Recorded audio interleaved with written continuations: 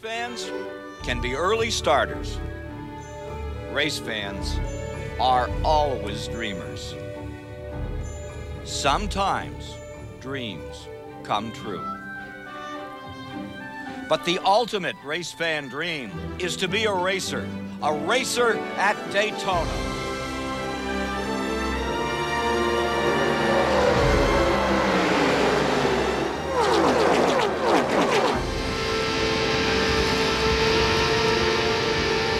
On this, their most important weekend of the season, they dream to be in the winner's circle, to have been the fastest on the track, to be the champion.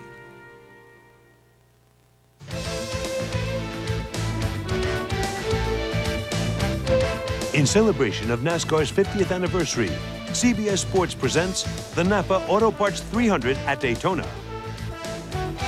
It has always been the prelude to the great American race, this 300 on Saturday before the 500, and a record crowd is here today. It's always been a race for those aspiring to be at the very top of the sport. New names against some of the great veterans. It was where we were first introduced to Banjo Matthews and Funky Blackburn and Leroy Yarborough and Tiny Lund. It was in this race here at Daytona. Hello, everyone. We're just about set to go. There are 43 cars at the ready, as there will be tomorrow for the Daytona 500. These are names that come off those regional tracks and other championships, gathering together to show their stuff in front of all those top car owners, in front of the people that make decisions about tomorrow. Who's in the front row? It's a typical short tracker, a former modified champion. It's Mike McLaughlin from Waterloo, New York. And from down Florida way, great Grand National driver Joe Nemechek is there. Let's meet the man who's on the pole, McLaughlin. He's with Berggren.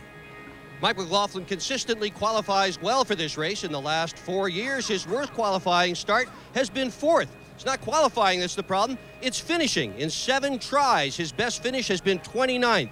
Crashes, blown motors have caused him to finish way back in the field. How about it, Mike? All the bad stuff behind you? It's behind us. You know, we've been fast. We were fast last year. We're working off of what we had. I've got all the faith in the people that are behind me. Gould's Pumps ITT, Watson Dillard GMC, the entire crew that prepared this car. It's a good race car. Okay, good luck to you. That's about all he needs to win this thing. Let's go to Ralph Shaheen. Randy LaJoie is not only the defending race winner, he's also the defending series champion. The problems for Randy are, 1, you're starting 22nd today, and 2, you woke up not feeling so well. How are you doing? Is it going to hinder you today? Well, if we got a good race car, that's the best medicine I need. And I was at the infield care center, got a couple bags of fluid in me. I think we'll be okay. Randy is also the only defending race winner who is in this event here today. Let's go to the man who will now call today's race. Here's Mike Joy. Thank you, Ralph, and look at this packed house here at Daytona International Speedway. The infield is full. The grandstands, including that new huge grandstand on the backstretch, filling fast for this 300-mile run for NASCAR's elite Grand National Division. For the man who will give the most important words in auto racing, named one of the 50th greatest racers in the history of NASCAR and winner of the fastest Daytona 500 ever run, I'm proud to introduce Buddy Baker. Gentlemen, start your engines.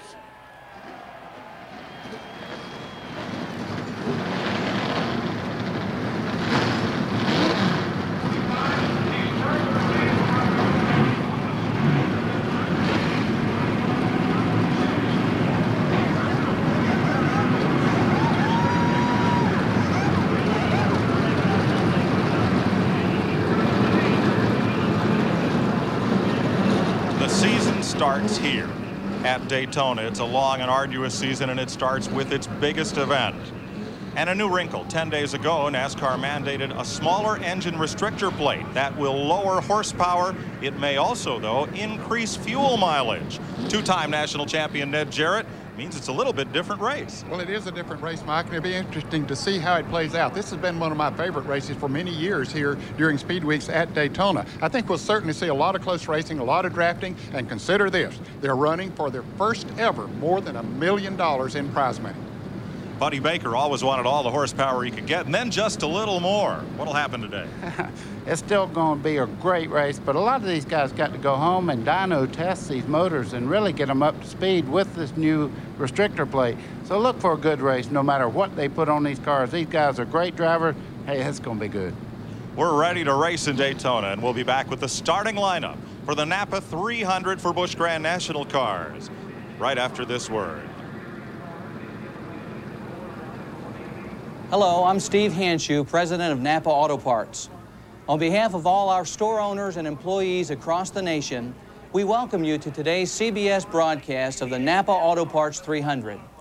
NAPA has a strong commitment to motorsports and NASCAR racing. We hope you enjoy the race.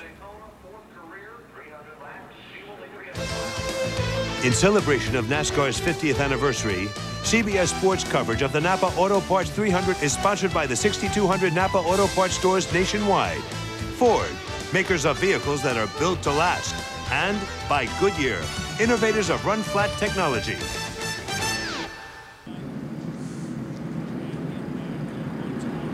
They're on the pace lap here at Daytona. Mike McLaughlin and Joe Nemechek, front row Joe. Right behind that pace car, row 2, Dale Earnhardt and Jeff Purvis. That's Dale Earnhardt Jr. Buckshot Jones and Mike Wallace. Row 3, Matt Kenseth, Bobby Hill in row 4. Tony Stewart and Dave Blaney will be in the 5th row. John Andretti and Ed Barrier in row number 6. Glenn Allen and Dale Fishline will start in the 7th row. Dick Trickle, the ageless one, and cycle racer Kevin Schwantz in row 8. Youngster Matt Hutter and Hermie Sadler in the 9th row. Mike Cope out of the All-Pro Series and Jeff Pro in row 10. Row 11, Joe Bessie from Maine and defending champion Randy LaJoie. Row 12, Mike Dillon with Winston Cup star Jeff Burton. In the 13th row, Elliott Sadler with perennial Busch Series favorite Mark Martin. Michael Walter bankers the 14th row with newcomer Mark Crow. Tracy Leslie and Winston Cupper Jimmy Spencer in the 15th row. Shane Hall and veteran Phil Parsons in row 16. The rookie from Maine, Andy Santerre, with Stanton Barrett in the 17th row. Modified champion and Busch rookie Rick Fuller in the 18th row with Robert Presley. Elton Sawyer and Tim Fedowa there in row 19. Jason Keller with Mark Green in the 20th row. USAC Stevie Reeves with Brad Loney from Iowa, and two-time Busch Series champ Larry Pearson in row 22 taking the champion's provisional starter. Of course, they're racing on a 2.5-mile track here. They go for 300 miles, 120 laps. Fuel wind is somewhere 50 to 60 laps. Purse over $1 million. Darrell Waltrip set the record back in 1978.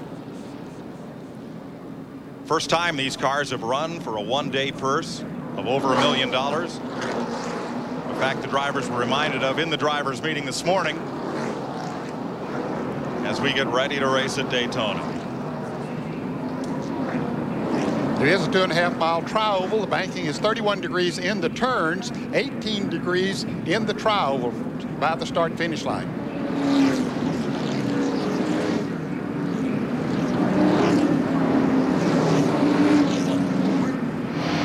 You're riding along with Mike McLaughlin from the pole.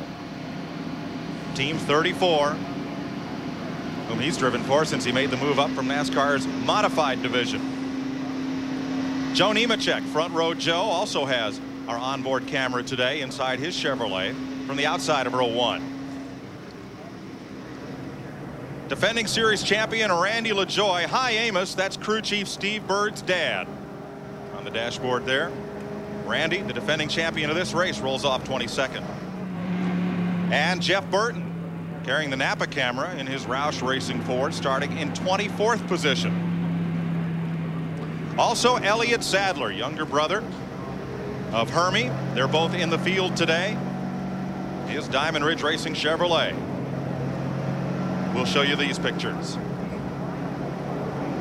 Get a good look in the mirror there as well. Sadler's car. And Mark Martin, the all-time winningest driver in this series, in another Jack Roush Ford. He'll start 26th. And finally, NASCAR modified champion from Massachusetts, a rookie on this tour, Rick Fuller, starts 35th in the Doug Taylor racing machine. As we get ready for a start, let's go to Dick Berggren. Mike, many of the teams were considering trying to make this on one pit stop only. The question is fuel. Can they go 60 laps on one tank or not? late yesterday afternoon. Rain washed out the last practice. That's when they usually gauge fuel. One of the guys that was going to try it was the 34, McLaughlin. This morning his crew chief said, yeah, we're going to do it on just one stop. But McLaughlin thought about it, and just moments ago he radioed to his crew and said, 2 stops, guys. We can't make it. We're going to have to do it on 2. We'll see. If somebody can make it on just 1, that's a huge advantage. A big enough advantage that guy could win the race today. One thing you don't want to do is run out of fuel on this racetrack. If you run out going into turn 1 and have to coast all the way around, sometimes you don't get back. You're right, Ned, but one thing you do remember, there has been winners here because of good gas mileage, so it's not a new thing for Daytona for somebody to stretch it. In this race today, 30 Chevrolets, 8 Fords, 5 Pontiacs as they come to post. This race has been won by a Studebaker, 1963 Leroy Yarborough, 3 times by Mercury, twice by Dodge, 6 times by Pontiac, once in a Buick, but 12 times in a Ford and 13 in a Chevrolet. I'd bet you that Studebaker had a big old Chevrolet sitting right up there in the front. New colors for Mike McLaughlin this year. There's his car on the pole. 5 of these 3,300s were won from the pole position. We're about to get down to it. Pontiac Grand Prix safety car heads for pit road. Time to turn it up. For 300 miles at Daytona, we're under green.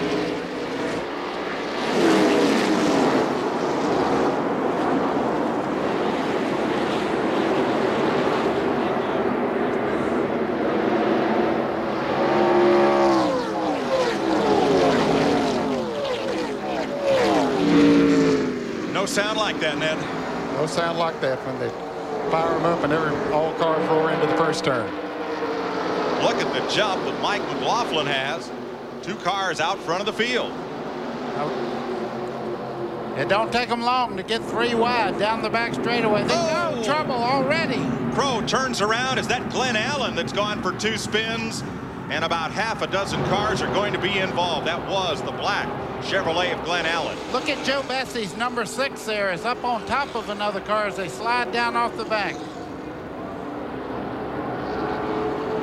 For the 6th time, this race has seen a massive crash in its very first lap. There's number 80, Mark Crow, pulling away. Joe Bessie all tied up with another car. Glenn Allen pulls away.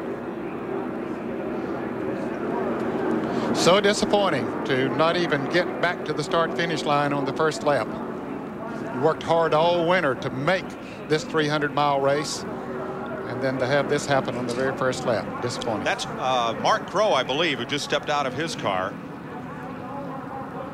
talking with Joe Bessie.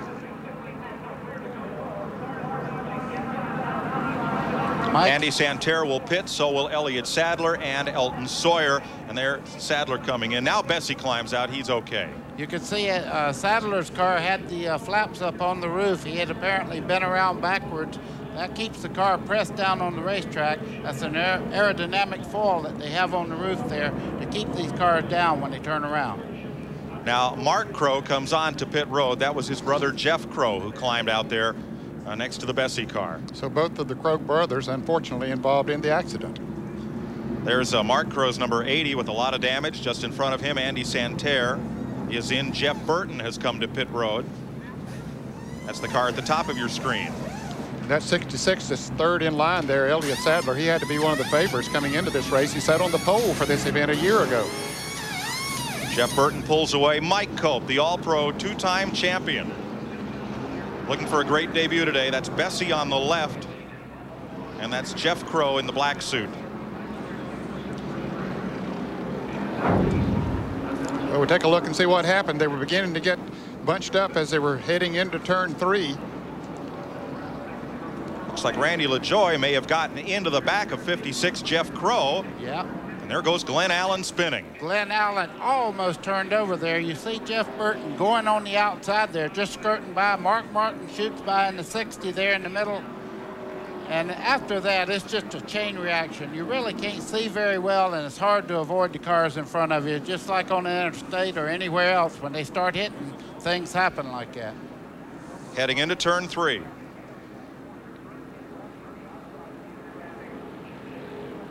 a very narrow needle to thread for the rest of the drivers coming through. Yes, as those cars were sliding, first of all, they were putting up a lot of smoke off the tires as they were spinning around, and then they were pretty well taking up the asphalt also going into the turn, so they didn't have anywhere to go. And they were getting up to, it takes them a little more than a lap to get up full speed, but they still were running over 160 or 70 miles an hour.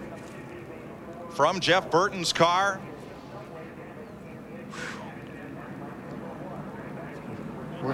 that looked pretty wild. Caution on the very first lap of the Napa Auto Parts 300 here at Daytona. They'll clean it up and we'll be right back.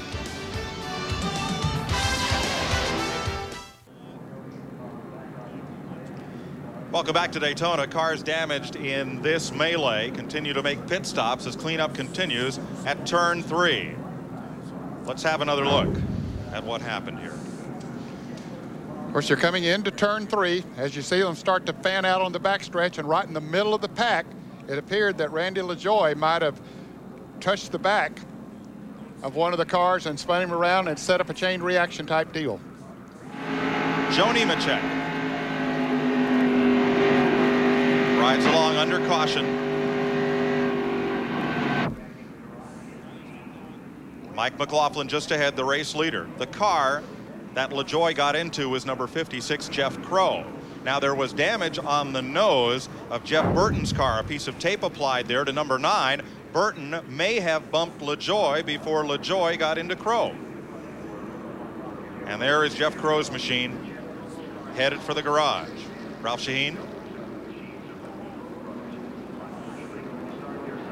I'm not really sure. There was a car that got turned up in front of us there and come across the racetrack, and I was trying to check up and just couldn't get stopped. You know, it's very unfortunate for the Slim Jim team. You know, we come here qualified as a rookie, and we're looking for a good day, but it's ended way too early. To Dick Berggren.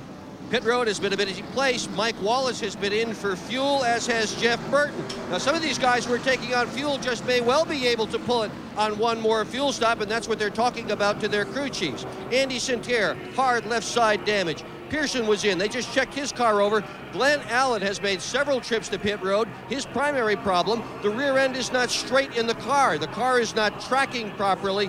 No way he's going to be able to go 190 miles an hour unless they fix it.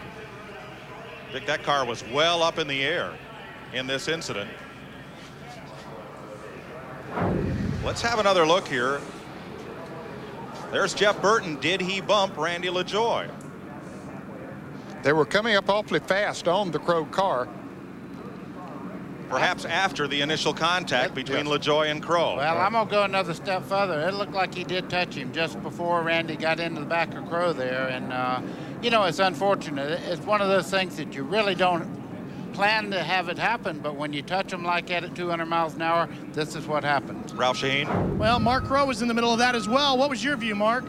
Well, I didn't really have too much of a view at all. I was just riding around, giving the guy in front of me quite a bit of room, giving the guy behind me and beside me quite a bit of room, and just unfortunately, I just saw some smoke, and when you see a little bit of smoke, you know there's big trouble ahead, so it's just unfortunate, just real close racing right there beginning, but we'll get it back out. We'll try and make some points.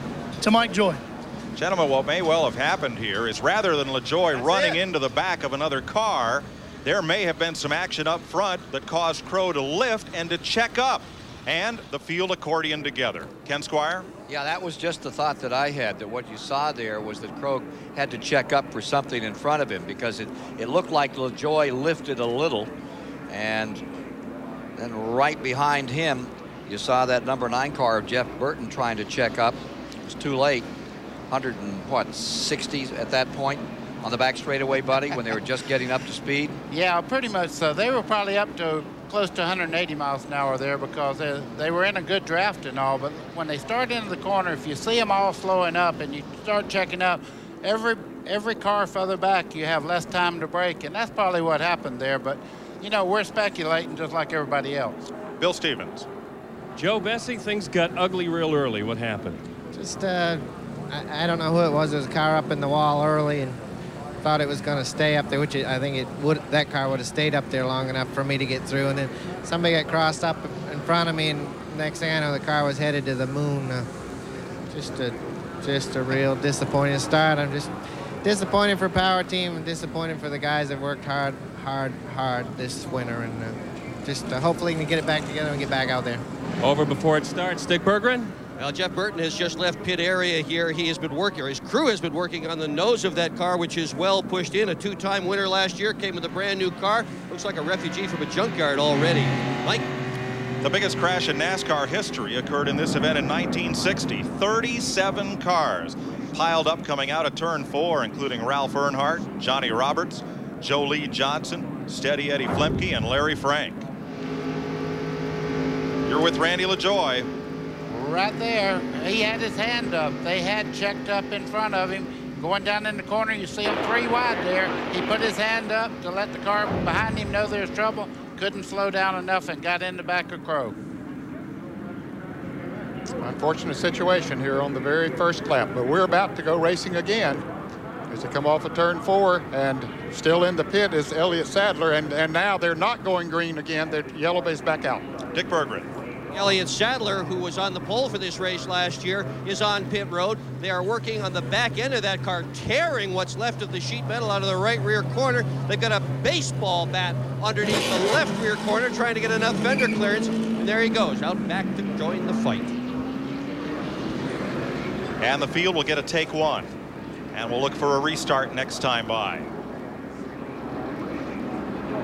Even driving on the freeway, when something happens 3 or 4 cars ahead, drivers often very suddenly have to check up and jump on the brake. Well, imagine doing that at 3 times the speed.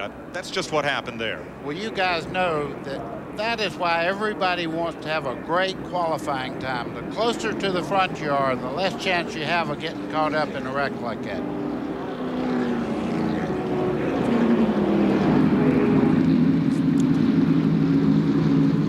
Tomorrow, live on CBS, the Great American Race, the 40th annual Daytona 500. For the 20th consecutive year, CBS will bring you live flag-to-flag coverage starting at noon Eastern Time. There is Jeff Burton's Ford, and you see the damage Dick Berggren talked about. See, they've done a lot of work on the grill of the car. That is 200-mile-an-hour tape right there. These race cars could not race here without that 200-mile-an-hour tape when there's damage to a car. You wouldn't believe how good that makes that car aerodynamic again, just to be able to slap that tape on there and know it's going to work. For those of you watching in Iowa, Brad Loney has come from that 42nd provisional spot up to 25th, gained 17 positions in 1 lap. Nice start.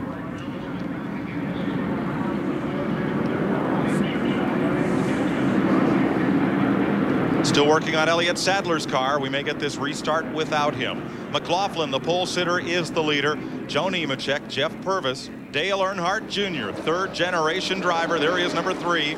And Bobby Hillin are your top 5. Bobby Hillin, a former winner at Talladega in the NASCAR Winston Cup Series, is back in this series this year, trying to build momentum. And we're back under green.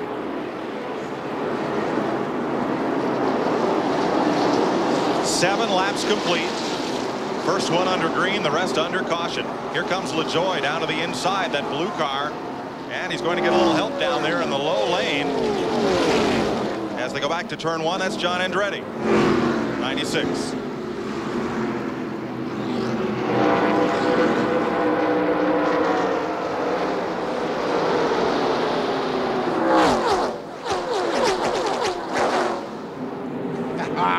That's music to a racer, I'll tell you. Oh, I love to hear that. And a challenge for the lead. Front row Joe Nemechek, who won the season closer at Homestead, Florida, goes to the outside. And Jeff Purvis there in the 4 car on the outside there. They have a draft right now. The first car is pulling along. As you can see, Jeff Purvis moving into 2nd. It's so important to get with people that you work with for the day. These guys can button up now and really make it tough. They can break away if they work together right now. And Mike McLaughlin is going backwards because he's down on the low groove, and everybody saw that move on the outside, so they just went on the outside. Ooh, 3 abreast. There's almost room to do that. Almost, yes. That's Tony Stewart in car number 44. Dick Trickle in 64 on the outside of him. Look at Dale Earnhardt Jr. in third place there. He's really doing a super job coming off turn 4 there, way beyond what you would think a guy, the first race that he's ever run right now, running third place in the Grand National here. What a job he's doing. Had a good qualifying run, and Steve Park, who drove that car last year, was standing in the garage next to it this morning. I said, "Are you homesick?" He said, "No." He said, "This young fella is fast. The problem is just keeping the bridle on him." He's going to have a good day, it looks like. Ralph Shaheen. Mike, you're headed down the right path there. I talked to his crew chief, Tony Uri, this morning. He said Junior didn't even sleep last night. He was so excited to get behind the wheel of this race car today. Buddy, first time you ran Daytona. Did you get any sleep the night before? Didn't want any sleep. Didn't need any sleep. All I want to do is go racing. Look at these guys right now. Can you imagine the first time you ever competed at Daytona, being up there where the world's looking at you? Dale Earnhardt Jr. in that number 3. A little further back, there's Brad Loney on the outside, that yellow and green car. Made the field on a provisional. He's trying to pull Tim Fedewa and Jeff Burton up that outside line. And that was Larry Pearson down on the inside line. Pearson, of course, if you recognize that car, Norman and Dale Jarrett's in it. In the car number 32, that is. Pearson, a former champion of this series, 2-time champion, as a matter of fact.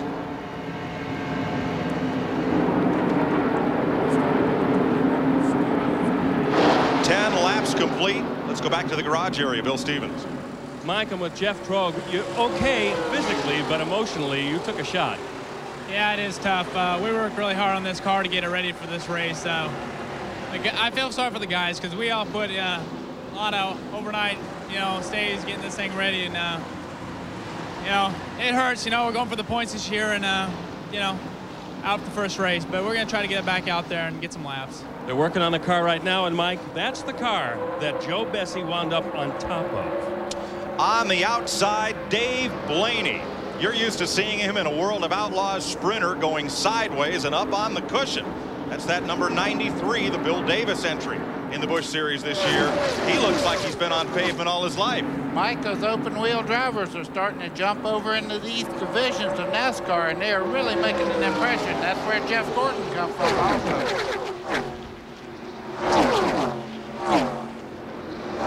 Blaney started in the 10th position, has already moved up to 6th. He's learning quick to now make that 5th. Joe Nemechek on point, picking up where he left off at the end of last season. You see Randy LaJoie in the 74 there making a move towards the front. He said it really does not matter where you qualify here. You need to have that car working well. You're looking back from Randy LaJoie's car as he heads down the back straightaway. I tell you what, Randy is the driver. He'll be up front before this day's over.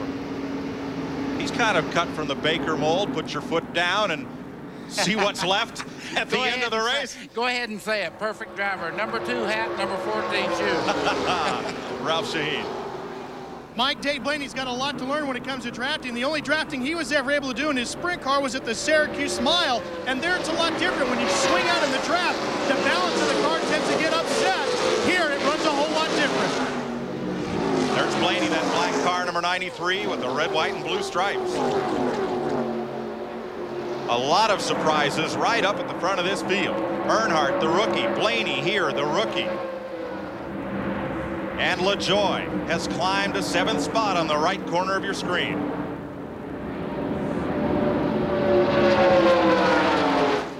Pole sitter McLaughlin dropped back to 16th. He's regained 1 spot. LaJoie has come from 22nd position. He is on the tear. Last year, Randy LaJoie won this race from 14th. Today, he started 22nd. He is up to 7th as he comes past the start-finish line. He's taking a look to the inside there. He thought maybe I ought to make that move, and he could see the outside car had a great run on the tri-oval there. Now they're going to the outside. They're trying everything to move up right now. He's following 17, Matt Kenseth. I'd swear that car was black and red all week long. Last night they picked up a sponsor, completely repainted it, but it's still Kenseth again, as last year, in that black 17. Here comes LaJoie in the 74. He got a great run there. You see Blaney dropping back. Whether he has a problem or not, he has something wrong. He's going backwards. I think that Blaney might have slipped just a little bit coming off turn 2, cost him a little bit of momentum, and the others got a good run off there and had plenty of momentum. Ed Barrier, unscheduled pit stop. He's going a lap down in the pits. Now here's McLaughlin, top of your screen, that white and blue number 34, getting right back into it. That's Buckshot Jones up along the outside, and that's at 17 just ahead of Kenzen. Now you say getting a great run. How do you do that and get a great run on the car ahead? Well, first of all, that you don't slip coming off the turn, and you also don't pinch the car down. Sometimes you cut down too low coming off the turn, and you'll pinch it down and lose some of your momentum because it's taking away the horsepower of the car coming off the turn. And also the relationship between you and another car coming off the turn too can help you build a lot of momentum. Mike, if you can keep it wide open, somebody else lifts getting in the corner, you have somebody behind you, that's how you get a great run. Dick Bergeron. Jeff Gordon into this field has come from car owner Bill Davis. He also brought a fellow named Bobby Labonte, and right now it's Dave Blaney. Where do you find these talented young racers? You just have to pay attention. Now Dave's doing a great job. You know, he's going to do a wonderful job in the car. He's a racer. You know, it's a big step to get these cars and a big step to run the draft, but he's going to be just fine. The one thing they are worried about, Mike, is pitting. He has not had any experience or any practice at going from 190 miles an hour and getting a car down pit road. Good point, Dick. He will get some today. Bill Davis, one of the nicest guys in the garage area. Up to 6th is Randy LaJoie as we look at Dave Blaney and Buckshot Jones in the 00. They're pulling up on Bobby Hillen, as is John Andretti. Just ahead of them, this man, Randy LaJoie, last year's winner of this race, last year's winner of his 2nd consecutive Busch Series championship. He's a man on a mission. Mike McLaughlin, hand in the air. Somebody checked up in front of him. Ralph Sheheen.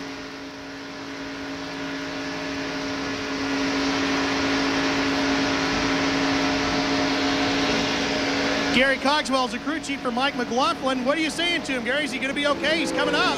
Oh, he's running fine. Right there at the restart, he actually broke away a little bit, which actually kind of hurt us because let him line up behind him and get a run on him. He's picked off a few spots, moving back toward the front, so I'm not worried about it all. We got a real fast car, got a great motor in it. Mike's going to use a lot of patience.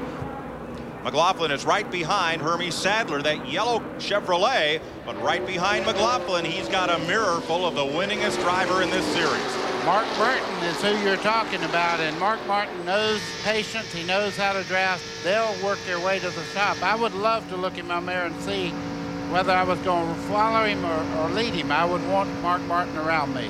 Well, he started 26th and is all the way up to 12th now, Mark Martin. Martin right behind Mike McLaughlin. That's 11th and 12th place. At the front of the field, Joe Nemechek, Jeff Purvis, and Dale Earnhardt Jr. Matt Kenseth at 4th, and Randy LaJoie has climbed up to 5th ahead of Dick Trickle. CBS Sports coverage of the Napa Auto Parts 300 continues after this message and a word from your local station.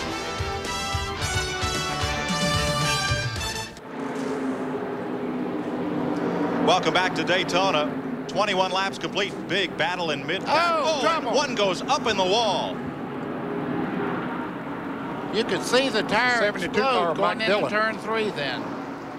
Something happened to Mike Dillon's car. Right front tire. I watched it shred. You can see the right front fender is missing there. Well, there's no caution. Not as yet. Dillon is in turn 4. He's going to try to limp down on the track apron. Still a couple of cars of traffic. 3 more to get past him. We'll see if he can get down onto pit road. Caution is coming out, though, Mike. We do have a caution.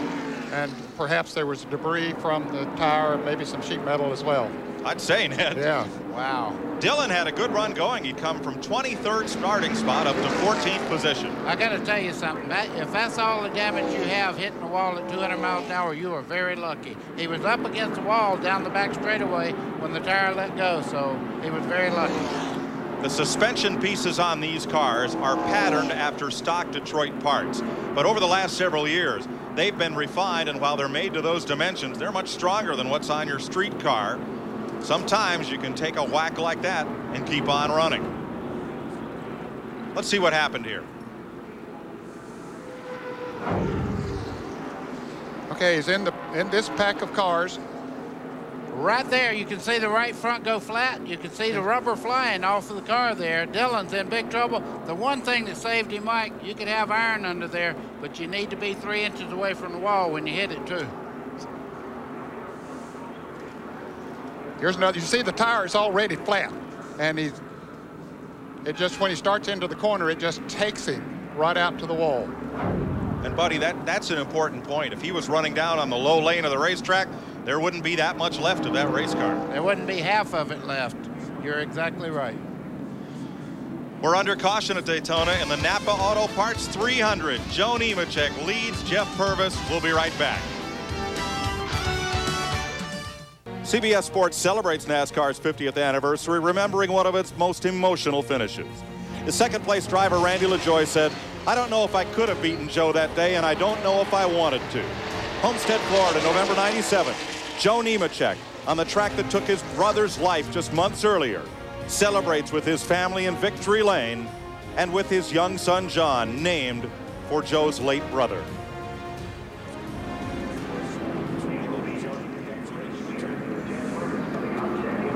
Joe Nemechek leads this race.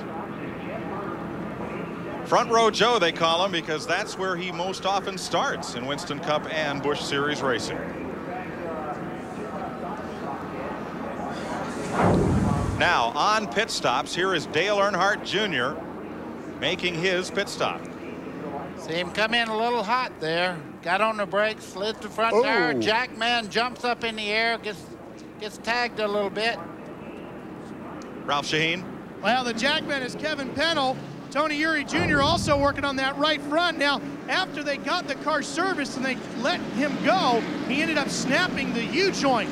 So the crew is underneath the car working on this number 3, trying to get Dale Earnhardt Jr. back in the race as soon as they can replace the U-joint. Dick Berggren.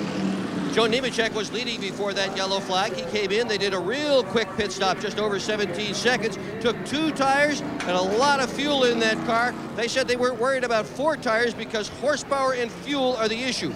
Burton came in 17th, he went out 3rd because he took no tires. Ken Squire?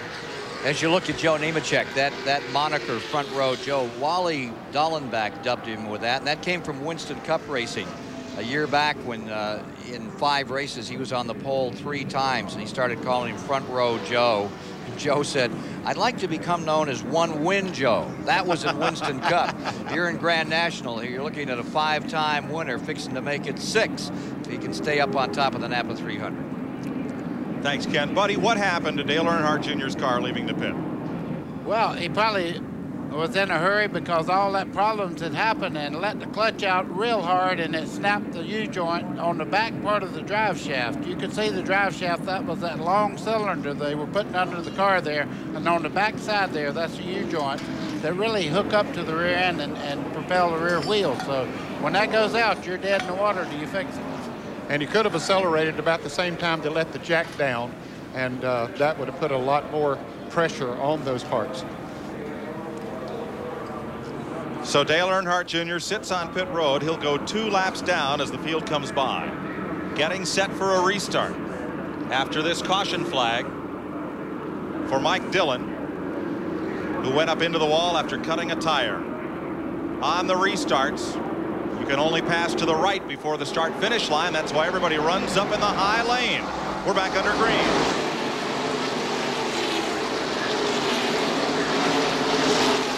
That red car down on the inside, car number 77, is Robert Presley. He had made a green flag pit stop. He is 1 lap down. I mean, not Robert Presley, that is Ed Verrier in the car number 77.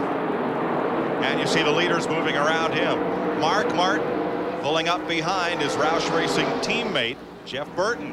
Martin up to 4th place after starting 26th. Wow, what a run. He's doing his job. Look back here, though. 3 wide as they head down into turn 3. Everybody wanting to catch on to that lead draft. Right behind Martin, Tony Stewart, winner of the IRL opener, another graduate of the open wheel ranks in that white, yellow, and black number 44. Look at Michael Walker, been to 21. He knew that he had to get back on the outside of the racetrack and back into the draft. Now he has some help. But here comes Mark Martin on the inside. And look at Tony Stewart coming right with him. Tony Stewart learned something in the IROC race that was run here at Daytona yesterday. The drafting part of it, that was good experience for him. And he knows that if he can hang on to Mark Martin, that's a good man to follow. First of all, he'll keep him out of trouble, and also he'll learn him a lot about drafting and take him to the front. Ralph Shaheen. Well, this is a look at the drive shaft that was underneath Dale Earnhardt Jr.'s car. Here's the good end. Here's the bad end down here where it snapped off, Mike, right at the U-joint. Earnhardt Jr. back in the fray. Posted us 3 laps down. Joe Nemechek leads the back to start finish, and Earnhardt Jr. is back on pit road. His dad won this race 7 times. Young Dale having a tough time of it today. Well, we talked about how disappointed those drivers were that were in the first lap crash, and they can't anyone be more disappointed than Dale Earnhardt Jr. right now. And look at this racing. See, Bobby Hillin there in the 8, he was a front runner before the pit stops, but he's way back in the pack right now, and you can see back in there, things are starting to pick up. Those were cars that made pit stops, many of them. There's Mark Green, 37 on the inside of Jason Kellers, 57, and Ed Berrier sliding back a bit through the field. And the 3 car of Dale Earnhardt Jr. has been taken behind the wall. Jeff Burton on the inside there. The yellow car continues to lose a bit of ground. He is out of that front pack. I think the reason is the front of the car was damaged in that wreck a while ago. You can see the gray tape on it, but it's still not up to par as far as he's concerned. Maybe he got a lick around the wheels or got it out of line just a little bit, but he's not up to speed like he was. Now there's the front 2-pack single file. You see Mark Martin trying to move up on number 4. Jeff Purvis single file at the front of the pack, but anything but toward the middle of that pack. As you see them move into turn number 3, still a lot of side-by-side racing there. Mike Wallace coming up the inside. He was part of that pack. That's Mike McLaughlin, the white and blue car, 34. Working the inside against Tim Fedowa's 33. Now they're moving past that 77 of Berrier. Let me explain about the windshield you're looking out of there. They clean the left side when you make a pit stop. Very seldom do they ever come to the right side. His left side isn't that great though, Ned. He's been behind somebody that's getting a little bit of oil out of the cars, and I don't know why, but the windshield's pretty nasty looking right now. Not only that, but you see a little fluttering right there, just above there on that windshield. There is a piece of clear plastic film over the actual Lexan windshield. When they make a pit stop at halfway, they'll peel that away, and Mike will have a clear view once again. And of course, that'll keep it from pitting. The windshields, you get a lot of pitting because of the fine sand and everything that come up off of the racetrack and hitting at 200 miles an hour. Whoa. Ooh, Michael. Mike McLaughlin's car was all kind of loose. Dave Blaney just on the outside of him there. The turbulence, you can see the 2 cars actually pulling towards each other in the draft down the front straightaway. Everybody wants to get back to that front pack. Ralph Sheen. Mike, this transmission here is about to go underneath Dale Earnhardt Jr.'s car. It's this part back here that broke. When the drive shaft snapped, it came up, broke this off, so Dale can't get any gear. So they're going to replace this and get him out. Now, we tried to chat with him. He's so frustrated. As we said earlier, he couldn't even sleep last night. He was so excited for this race. Then to go through all these problems, it's tough being a rookie at Daytona. Anticipation's one thing, frustration's another. He may not get any sleep tonight either. Running third when they came in for that pit stop. 10 little Indians, all in a row. Single file in the lead draft at Daytona. You see, Mark Martin has already moved up to 3rd place, Mike, and with him is Tony Stewart. I think if Mark Martin makes the move, Stewart's going with him. He's found a partner he likes to run with. So you do need to find a friend out there. I didn't say a friend. Now, 10 laps to go, you can't find one, but right now you will work with people you like to run with. Dick Berggren. Bridge here, but Jeff Burton is now falling back in the field. Tommy Morgan is crew chief. What's happening to your car? Well, we got a little bit of damage on the nose of the car, and it's kind of hurt us, and he didn't realize it was as bad as it was. And he tried making a move to pass, I guess, and it just didn't want to go without nobody helping him real good. Now he's got some cars coming behind him. I think we'll be all right. Can you fix it? Oh, yeah, we're going to work on it all day long. They're not going to give up, Mike. They're not going to give up fighting in this second pack either. They have been 3 wide all the way around the racetrack. Poor Tim Feeder was there in the 33 car, the Kleenex car. You can see him. He got caught in the middle. Dick Trickle's caught in the middle right now. He's dropping back. I tell you what, these guys are having a time. That's Phil Parsons in the Duraloop car, the red car. Phil has the Duraloop sponsorship this year on his car number 10. And, boy, he was caught in the middle, and he was glad to get out of that. Right in the middle of that pack, Ned, that white, totally devoid of all sponsorship, number 15, is Kenny Schrader's car, and Mike Wallace is subbing for Schrader today, and he's getting a real workout following 96 John Andretti there, right in the middle of that snarling That's that car right there. That's Shane Hall in the 85, running along there quite well also. Good short track racer, now pretty good in Daytona.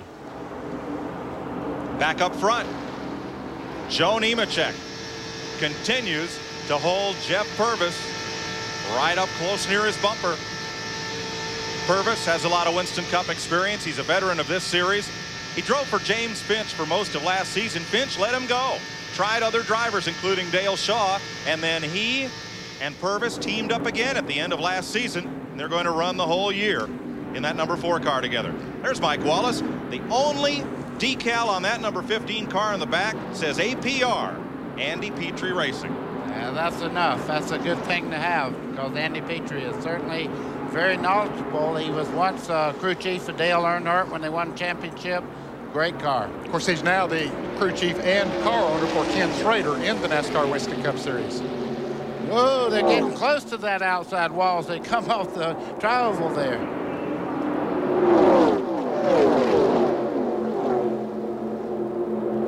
From Randy LaJoie, number 74, looking back at Matt Kenseth, who moved from 14th to 13th a lap ago. Mike McLaughlin right behind them, and then Jeff Burton. Now, LaJoie lost a little bit on that pit stop. He's back in 12th place now. He had moved up in the top 5 before the caution and before the pit stop.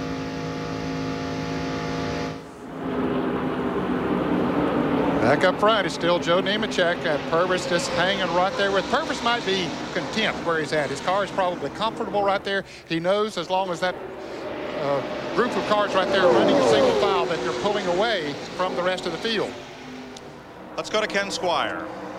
8 Fords started this race. Only 2 of them are the new Taurus. And that number 21, Michael Waltrip, is one of them. And he came in complaining because as they were coming to Daytona, they found out that restrictor plate coming down another 16th of an inch.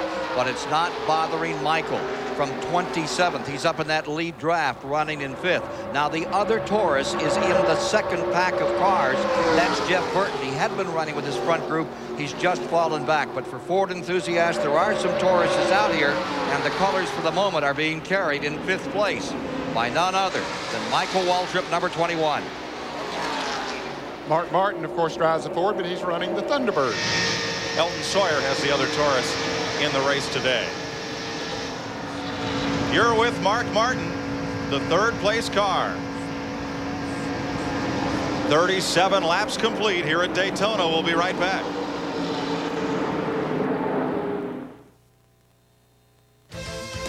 In celebration of NASCAR's 50th anniversary, CBS Sports coverage of the Napa Auto Parts 300 is sponsored by the 6,200 Napa Auto Parts stores nationwide, Budweiser, the official beer of NASCAR, and by Mobil 1 100% synthetic motor oil.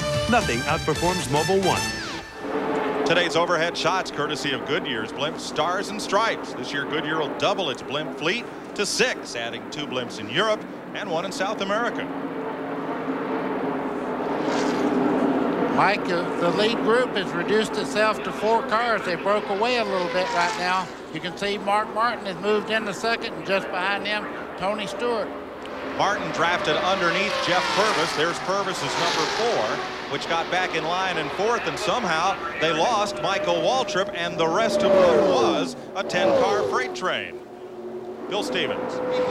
Ted Brown is the crew chief for Michael Waltrip. You guys started 27th. He got up to 5th. Now he's falling back. What's going on? Oh, well, Michael's doing a great job in a Band-Aid Ford. Pretty good pit stop to get us up front. All the guys worked real hard. Right now, he's just kind of riding. He said he's got plenty left. Maybe I'll be able to bring my wife, Susan, home a good Valentine's present. Looks like Michael's going to sit still for a while, guys. There's Michael Waltrip Second in the qualifying race for the Daytona 500, and presently running in fifth place here.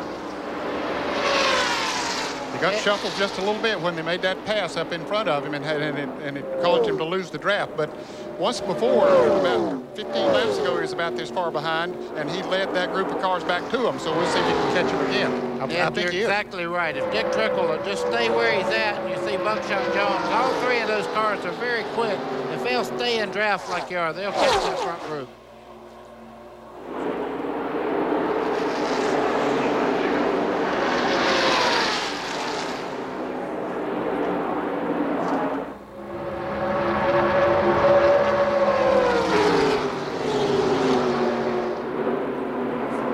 Chevy and Ford at the front of the field. There's your front four.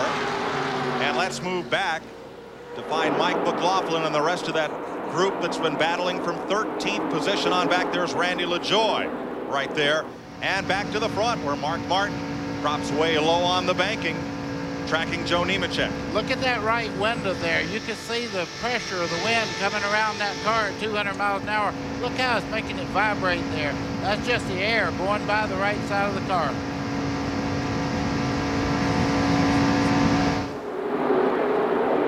Bobby Hillin, John Andretti, Dave Blaney, and Mike Wallace in that pristine-looking number 15. John Andretti in number 96, Mike Wallace in the white 15, Dave Blaney in the 93 on the outside. Then comes Phil Parsons in the car number 10. This is a race for 18th position. And they pull up on that green and blue machine of Mark Green, who started 40th and has climbed to 16th.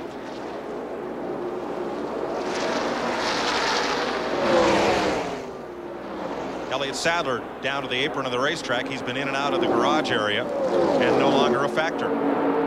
Being shown 30 laps down, Elliott Sadler is. Joe Nemechek looks back at Mark Martin, the winningest driver in series history. There's Mark Green, has gained 24 positions. So has Mark Martin. Michael Waltrip has advanced 22 spots from where he started. And Michael Waltrip did draft back up to that front four that pulled away there for a moment. That's a good feeling when you have a car that's that strong that you can get back in the draft and then run that front group back down. He pulled right up on the back bumper. Now he dropped back again, but he's got a great car today, Michael Waltrip does. And it just keeps on going in the back of that pack. They just cannot seem to link up single file. Somebody always wants to make a run, and somebody's always willing to go with them. You know, sometimes, especially when you don't have a lot of experience here at Daytona, you run up behind another car and say, I can go faster than he can if I could just get in front of him. And many times you get in front of him, you go slower than what you were going.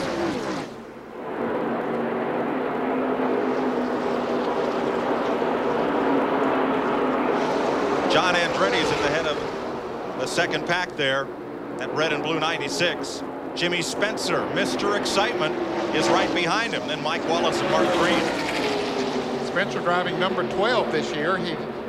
Fans will remember that he drove number 20 for the last few years in this Busch series of NASCAR. Now that group of mostly Winston Cup drivers have linked single file. They know that's what they need to do. Unlike many major sports, NASCAR allows its top echelon Winston Cup drivers to moonlight in the other series when they have an off day or off weekend, and quite a number of them choose to run this 300-miler at Daytona on Saturday on the eve of the Great American Race.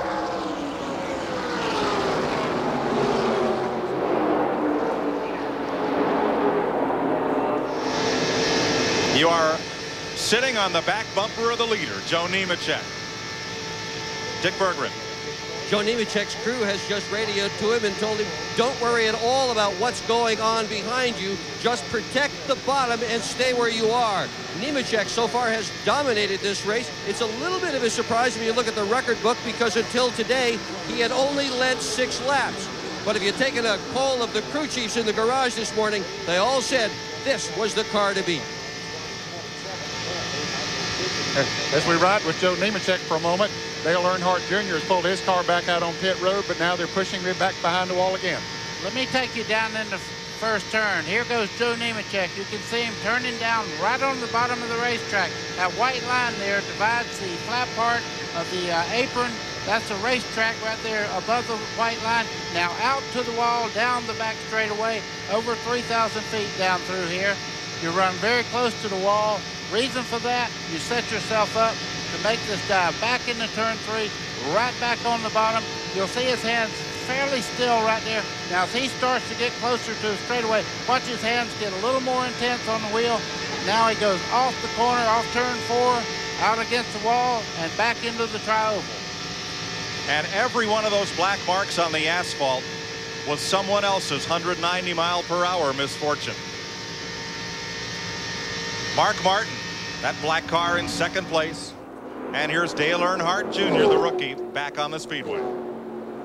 24 laps down. You would probably ask, why would he want to be back out there to log time? He is a very, very young driver. He needs track time. You can't get better situations than race situations. He needs the track time, plus he's running for he was running for points in this series this year. And so every position that you can possibly pick up means that many more points. That's right, Ned. This is the first of 31 races for the Busch Grand National Series. The biggest track they run, 2.66-mile Talladega Super Speedway. The smallest, 1/3 mile, Hickory, North Carolina.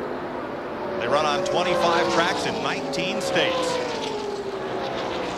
But never before today have they won a run for $1 million. That's not good. You could almost see a trouble coming there. Jeff Burton got tagged by the John Andretti car, the 96 there. It was because the 9 car had actually drifted up and almost got into an outside car there. That was a wreck that didn't happen, folks. You did a great job of pulling out. You're right, buddy. That was awfully close to victory. That happened at about 18th position. In 50 laps, we've had 1 lead change, 2 caution flags, and 4 cars in the garage area. That's brought the average speed down to 141 miles per hour.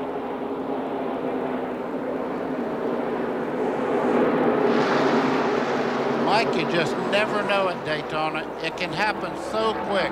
We're watching these cars come through the corner, and all of a sudden one car drifts a little, touches another, and you have the makings for about a 15-car pileup if everybody doesn't do the right thing. Randy LaJoie there is leading that second pack of cars. Randy is currently now in the 10th position. He's a 2-time champion of this division. There's the pole sitter right behind him, Mike McLaughlin. Very high line through the corner there for McLaughlin. His car must be pushing a little bit, and he's using a higher line to keep the momentum of the car going until they can adjust on it on pit stop. But most of the time, you do what the front car does. If Randy LaJoie goes high, you normally go high, but you see him in this corner, he goes in right on the bottom, so he's running 1 and 2 high. He has something wrong with the car down there. So you think you can see good, do you? You're with Mike McLaughlin, right behind Randy LaJoie. As Buddy said, things happen here in a wink of an eye. Let's show you that once again. It's what happened at turn 4. Okay, you can see the 17 there. Matt Kenseth slows up. Here comes the 9 car. He almost gets in. Now John Andretti gets into the left rear side there. Had he turned him around, all those cars behind the 96 would have been in that wreck. Matt Kenseth. Brand new paint, new sponsor as of today. And Glenn Allen Jr. John Munson and crew working on that car that was well up in the air. The first caution flag of the day. On the point, Joe Nemechek. Right behind him, Mark Martin. None of Martin's 32 Busch Series races wins have come here at Daytona. Finished 3rd here in 1996. This is his 11th start in the 300. CBS Sports coverage of the NAPA Auto Parts 300 continues after this message and a word from your local station. We're back at Daytona. This is the NAPA 300, the Grand National cars, and the prelude to the Great American Race tomorrow. 140 miles have been completed of the 300-mile distance. And as you watch these cars, you watch Nemechek out in front looking like he's controlling this race. But keep your eye on that number 60, Mark Martin, running in second. Just a year ago, he set the new record in Grand National Racing for the most wins, 32. But he's never won in a Grand National race here at Daytona. You're riding with him now as again he closes on Nemechek. Let's go back to Mike Joy. Thanks, Ken. 57 laps complete. Mark Martin started 26. He's gained 24 positions. Tracy Leslie's climbed up 21 spots, and Larry Pearson, who took the champion's provisional, has advanced 20 positions from 43rd starting spot. Lapping has begun.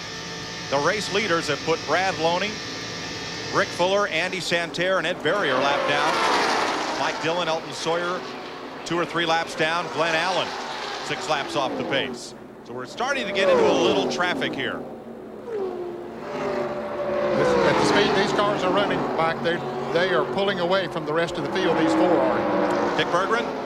Well, we've been doing a little eavesdropping down here, Mark. Listening to Mark Martin talk to his crew, and Martin says that he is really impressed with Joe Nemechek. And I'll tell you what, if Mark Martin is impressed with Joe Nemechek, we better be too.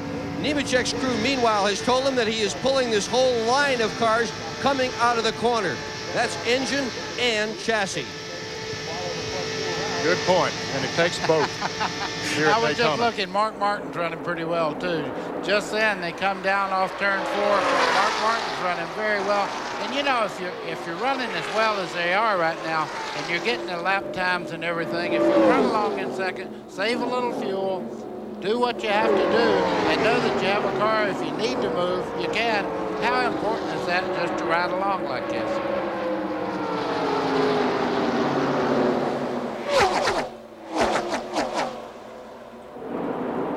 Joe Nemechek leads 3 cars, and the interval from 4th back to 5th now 4.6 seconds. And they now have put a lap on Robert Presley, Matt Hunter, and Stevie Reeves. Look at that gap. Doesn't look like much on the racetrack, but when you're that 5th place car, that's eternity from you to the 4th place bumper. When you take the fastest car in the field and put him in lap traffic, it only gets faster when he gets in the draft with slower cars. So that's why they gapped it out there like that. Halfway for Joe Nemechek. 11 of 30 races last year were won by the driver leading at halfway. And Nemechek in that tearful finale at Homestead last November, the most recent winner on this tour.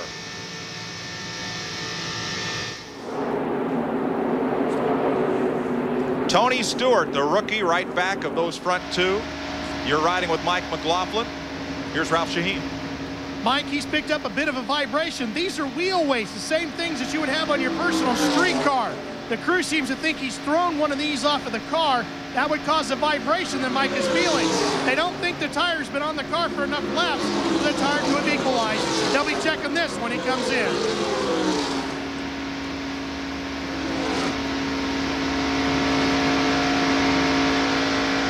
22 different drivers have won this race in its 39 runnings.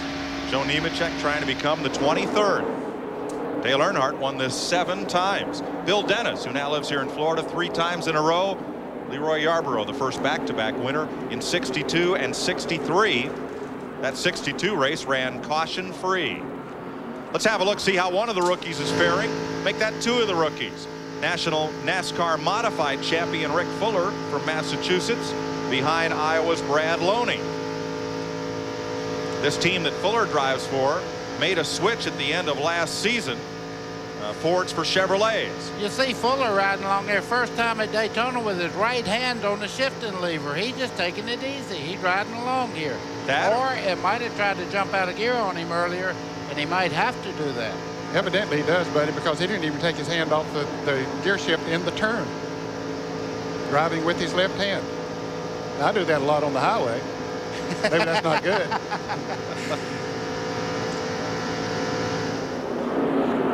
Back up front, this 4-car express continues to roll out of turn number 4. Stevie Reeves has just made a pit stop. He's going back out on the track. He had gone a lap down.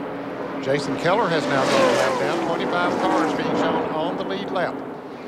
Of those front 4, though, Ned, 3 NASCAR veterans, 1 rookie, Tony Stewart. The Joe Gibbs number 44 sitting in 3rd spot. Tremendous open wheel racer. Not a lot of super speedway closed wheel experience. Yeah, he won the IRL championship last year, and Joe Gibbs says, you know, this kid's got great talent. I'm going to recruit like I used to when I was at Redskins. Let's go a little further back in the field there, where Jimmy Spencer runs 17th and pulls this pack around. 63 laps complete at Daytona. Joe Nemechek leads Mark Martin, Tony Stewart, Jeff Purvis, Dick Trickle, and Roy Buckshot Jones. We'll be right back. This CBS Sports Race Summary is sponsored by Wrangler. Real, comfortable jeans. At 63 laps, Mike McLaughlin led the first 7. Joe Nemechek led the rest of the way.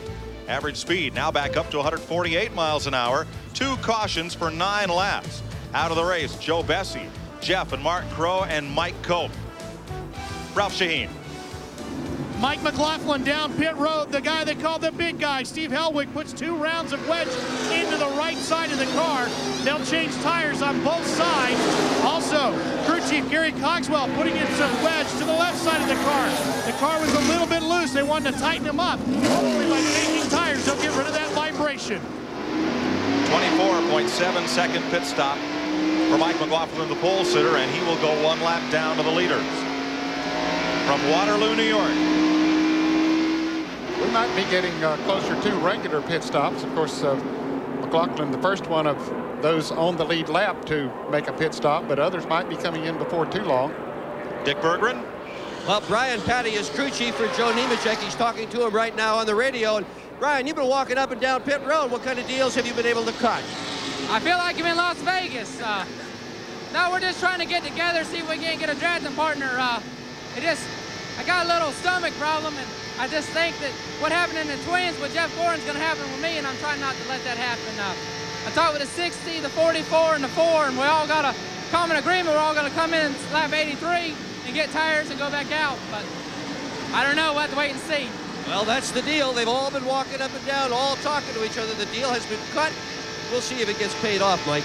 And the importance is if they all pit together, they can all come back up and reform that drafting pack. Well, we can talk a little bit about what happened to Jeff Gordon.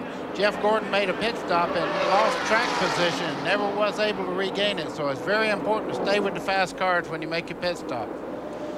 Bill Stevens? Well, I can add to the deal that these crew chiefs are making on pit road here, Mike. Not only are they deciding when they're going to come in, but how many tires the cars are going to take. For instance, 4 tires is going to be the deal for Nemechek, Mark Martin, and Tony Stewart. That's the way it looks on the table right now. Mike McLaughlin may have set the stage for that with his 4-tire change under green. Nemechek is the leader. Mark Martin rides in 2nd. Tony Stewart is 3rd. Jeff Purvis is 4th. That's that 4-car draft up front. Just looking at the cars, they're starting to take different lines through the corners. They're not sticking very well, and I'm afraid the tires may be giving up just a little bit right now. Well, as they race on, the track will get a little bit greasier as they lose a little bit of water and a little bit of oil and a little bit of grease on the track and the tire-rubber combination, and it gets a little bit slicker, and they do start sliding around as those tires get hot and worn. Big gap from 4th place there. Jeff Purvis back. Now here's John Andretti with a green flag pit stop. Let's go to the pits. Mike, it looks like they're going to take right side tires. They got hooked up a little bit with the air hoses that came around from the front. They put 2 tires, gassed them up, and he's underway. Now the interval from this group back to the 2nd pack is now 7.3 seconds. So this fast freight is stretching it out over the rest of the field. There's the interval as you watch from the blimp. It's, gosh, nearly a straightaway. There's Dick Trickle. New colors for the Dennis Shoemaker number 64 team. Trickle is the 5th place car. 00 is Buckshot Jones. He's in 6th. And the 3rd car there, that's Dale Earnhardt Jr. He's just getting a lot of experience. He had trouble at the first part of the race, and right now he's just riding, getting experience. Now back to the 7th place car in line. That's the number 21 of Michael Waltrip, and 63 Tracy Leslie runs in 8th place. Lapped car just ahead of them. You see how this field has really been split up by this long green flag run. Leslie 63 in 8th. And they're gapped out pretty well around the racetrack, working some lap traffic. Back to 9th place would be Hermie Sadler. Then Matt Kenseth, Randy LaJoie, Mike Wallace. Now there's Sadler, the older of the two racing brothers from Eastern Virginia. On the same team this year, Gary Bechtel-owned team. There's Tim Fedowa. He is a lap down in that 33 car, and the 43 of Stevie Reeves is 2 laps down. After some pit stops and lapping on the track, there are 23 cars being shown on the lead lap. Ed Barrier 2 laps back in number 77. Then we'll pick up that battle that's been raging on since about the 20th lap, and at the front of that group is 17 Matt Kenseth, who fell from 4th to 20th after his pit stop, but he's climbed back up to 10th. Number 74 Randy LaJoie is 11th. That white car is Mike Wallace in 12th. Then number 8 Bobby Hillin Jr. 13th. You're riding with Randy LaJoie as they head down towards the tri-oval in the front straightaway here. You see them nose to tail as they go along the front straightaway here. Randy's trying to get back up to the lead. He's got a little help. Mike Wallace right behind him. And Matt Kenseth just ahead. That's Bobby Hillin Jr. number 8. That's 10th through 13th position. 14th will be Jeff Burton, number 9. And then Kevin Schwantz. There's Burton and Schwantz in number 88, the David Ridling car, the former Grand Prix motorcycle champion. Dave Blaney right behind him in 16th spot, number 93. Ken Squire.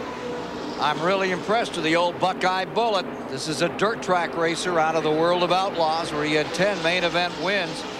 His brother's going to take over his ride for the year in the Outlaws, but for his first performance on a super speedway, talk about gathering experience. Watch that Amical car. That is the Buckeye Bullet himself from the World of Outlaws. Blaney's looking very strong here. Right behind him, Ken, number 85, Shane Hall, the South Carolina driver, in 17th. And a bit of a gap back to Jimmy Spencer, Phil Parsons, Stanton Barrett, Larry Pearson, and Dale Fishline. Those are the lead lap cars. There's Andy Santerre, that yellow machine, who is 1 lap down, the rookie from Maine. Leaders will be pitting, and we'll be back to cover some of those stops here in Daytona Live after this.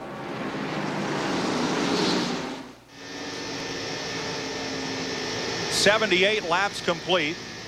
Joe Nemechek, your leader, and the 3 cars right behind are waiting for him to put on his left turn signal and make that run down pit road, because the crew chiefs have all gotten together, and it looks as if those 4 cars, which have an 8-second breakaway on the field, will all try to pit together. Pit, Randy.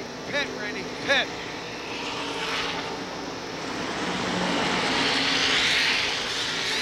Many of the cars behind them have already been on pit road. So either this lap or the next time by. You're hearing crew chief Brian Patty talking to Joe Nemechek. They're coming in. So lap 79. They have to come down to 65 miles an hour right at that white line on pit road. That's the speed limit. Dick Bergeron. Brian Patty, crew chief for Joe Nemechek, just stood out on pit road and signaled for the other 3 crew chiefs. We're coming in now. It's a little bit early. He's not going to change his car at all. They're going to tighten up the number 44, Tony Stewart, and that's all they're going to do with that besides 4 tires. DeBill. Bobby Leslie, the crew chief for Mark Martin. They've already replaced the right side rubber. There you see they're working on the left side of the car, the fuel inside. No chassis adjustment. Mark very happy with the way the car's running, and he's going to split fly and say goodbye. Back to you, Mike. A little bit longer pit stop for Jeff Purvis. 4 came in together. 3 pull off pit road. Purvis is left in their wake as pit stops continue. Ralph Shaheen. Matt Kenseth and Randy LaJoie teamed up together as crew chief Robbie Reiser cleans the window. He had his crew huddled up on the other side of the wall as he pumped them all up, ready to go for this pit stop. Said it was all up to them if they could get their guy into the victory circle here today. They changed 2 tires and get him under also like a 2-tire change for Randy LaJoie. Many of those that had pitted earlier before the leaders came in just changed 2 tires. Well, Ned, with the 4 leaders taking on 4 tires and those drivers taking on 2, interesting strategy. The real reason they did that is try to get better track position, get in that lead draft. They didn't pull them all the way up, but they put them closer. Jeff Burton has not yet stopped. He is the leader, trying to move past Hermie Sadler's yellow number 29. Burton involved in that wreck at the top of the day. Now leads from Larry Pearson there in 32. And Pearson trying to get himself back on the lead lap. An interesting circumstance how Larry Pearson got in this race. That's Dale Jarrett's car. Dale did not qualify on speed for the race, but there's a spot open for a past Busch Series champion. So Jarrett's went to Bobby Labonte. He said, I'll drive your car. He practiced it. He's a past champion. Bobby Labonte got in the race. But when everyone realized that that would leave another past champion, Larry Pearson, who among all 3 of these drivers is the only one who intends to run the whole schedule, going home, what happened, Ned? Well, Dale really felt so bad about Larry getting knocked out of the race. He would have gotten the provisionals champion had Bobby Labonte, because Bobby Labonte is the most recent champion. And that's the way that it works. And so Dale talked to the White Rain people who sponsored the car and said, let's put Larry Pearson in the car. He's going to run the full schedule this year. And they agreed to do that. And so it lets him get points. The car is still getting points. So it's a win-win situation for everybody. It's a great gesture on the part of that racing team. And you may be seeing double this year, as not 1 but 2 Jarretts will be in that car through the season. Dale and his son Jason. Jason's scheduled to drive it next week at Rockingham, North Carolina. Larry Pearson's on board today. Right behind is Mike McLaughlin. Jeff Burton is your leader, Phil Parsons, Jimmy Spencer, and then the cars that made pit stops. Starting with Joe Nemechek. Dick Berggren. Well, Purvis was running right up with that top 4, Mike, and they just flat had a bad pit stop. Crew chief Johnny Allen said he doesn't even want to talk about it. It was just a bum pit stop, and that's put them deep in the field as a result. He did not lose his position. He is still in line behind Nemechek, Stewart, and Martin. But, buddy, he lost the draft. Well, he's a good full turn behind the leaders right now, and he's by himself. He's just now getting some high-class help right there. That's Dale Earnhardt Jr. with a very fast car. This will help him, Ned. It will help him. Those 2 cars working together. Yes. Oh, Burton, did he run out of gas? He has slowed all of a sudden there, it looks like. 2 cars just sped past him on either side at turn 2, and Jeff Burton has his car down near the track apron and slowing. He might have run out of fuel. Maybe something else happened. Phil Parsons, who had got up to 3rd, has just now made his final pit stop. And Burton is coasting toward pit road.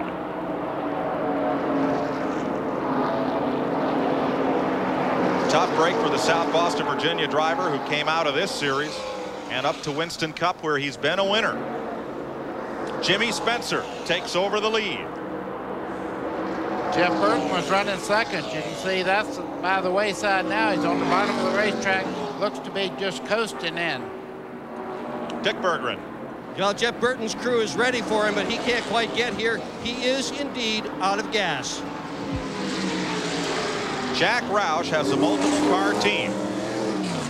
And sometimes he will roll the dice or turn a card one way or another. And playing gas mileage today, he had not quite enough, and Burton's going to make it to his pit. He's going to coast into the pits, but he's lost a lot of time on the racetrack, Mike, and you might question, well, why were they running that long when really they could have pitted several laps ago and still make it to the end of the race? Now, if it was a question, you know, of not being able to make it once you filled up, yeah, but I'm sure they had it figured out and thought they could make it this far, and hoping for a caution, I guess, would have been the best scenario for them. You can see him getting the tear-off sheet off the windshield there. He's got a clean windshield, but I'm sure he'd have rather had 2 more gallons of fuel. 4 tire change for Jeff Burton. The motor refires.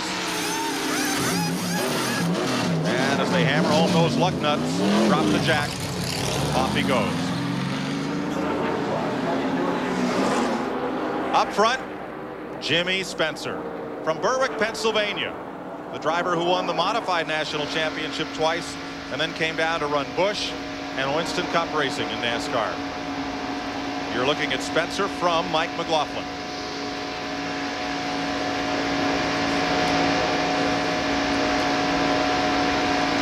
Coming up next, continuing coverage of the 18th Winter Olympics. You'll see men's and women's ice hockey after our 300-mile race here at Daytona.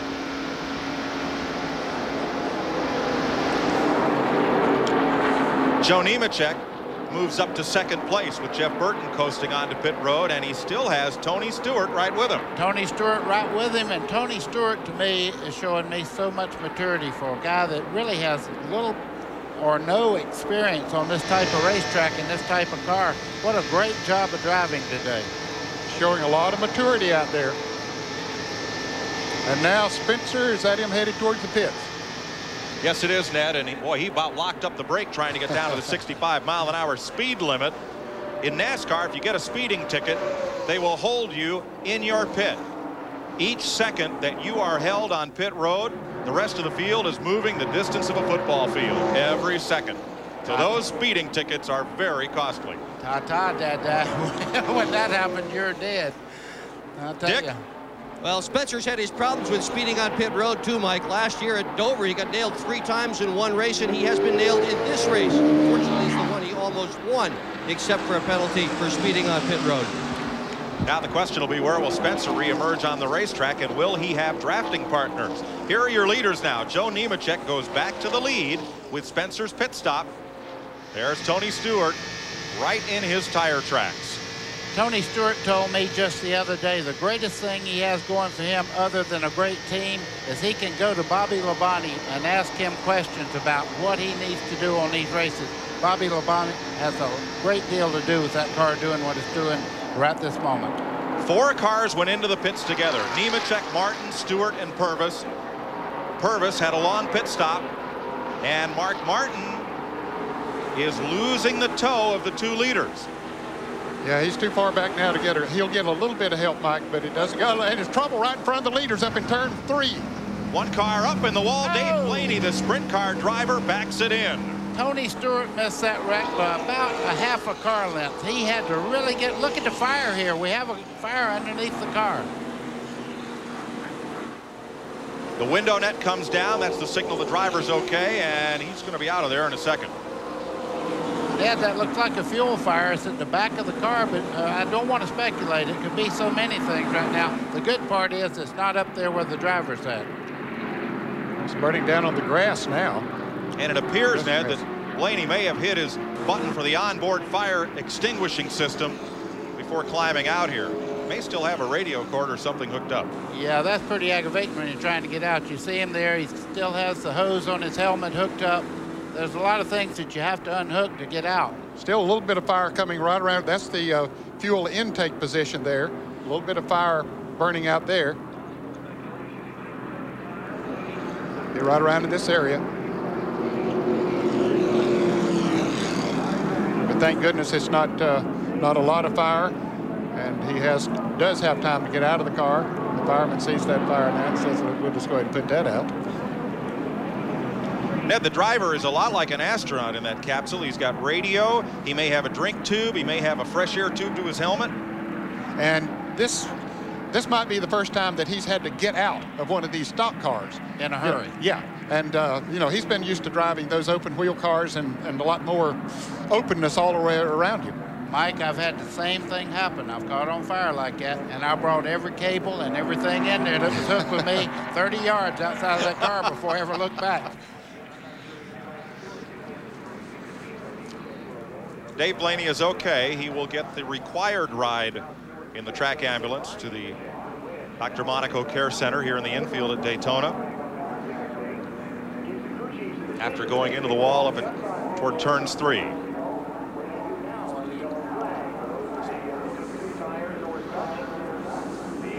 Caution out for the 3rd time today.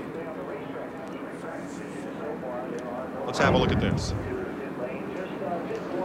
Okay, here are the leaders going into turn 3 and panning up in front of him. He's already into the wall. That's Dave Blaney in the car number 3. He stays high, and Nemechek is going to go below him. He gets all the way down on the flat, but Stewart, he slowed down and went above him. Now, buddy, that looked like a bold move for Nemechek, because with these self-cleaning bankings, usually a driver will go high to miss an accident. We'll talk about this a little bit when we come back. We're under caution at Daytona, where CBS Sports coverage of the Napa Auto Parts 300 continues after this message and a word from your local station.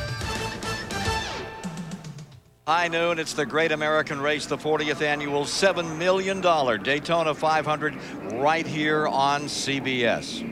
Less than 30 laps remaining to decide the Napa 300 today, and from high above, Goodyear blimp stars and stripes. If you want to learn more about the blimps, you can go on the internet. That's www.goodyear.com and click on those controls.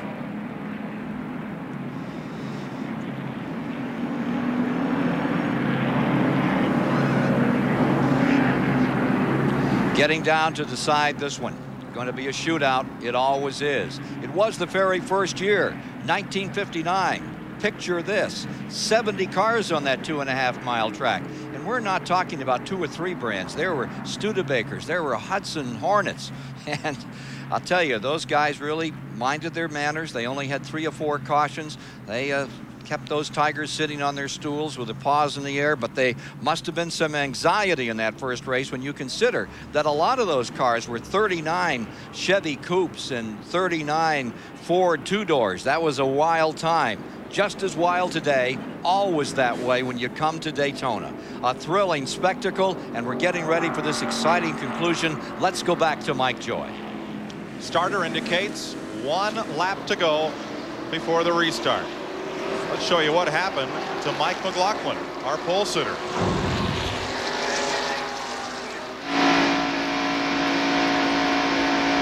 Whoa, smoke coming up inside there. I see fluids coming up there also. Something just went off. You can see fluids running off the rear view mirror also. I don't know what that was, but wow. Now, aren't there lines for the coolers for the rear end, at least, that run up inside that cockpit area? We'll see. Here's Ralph.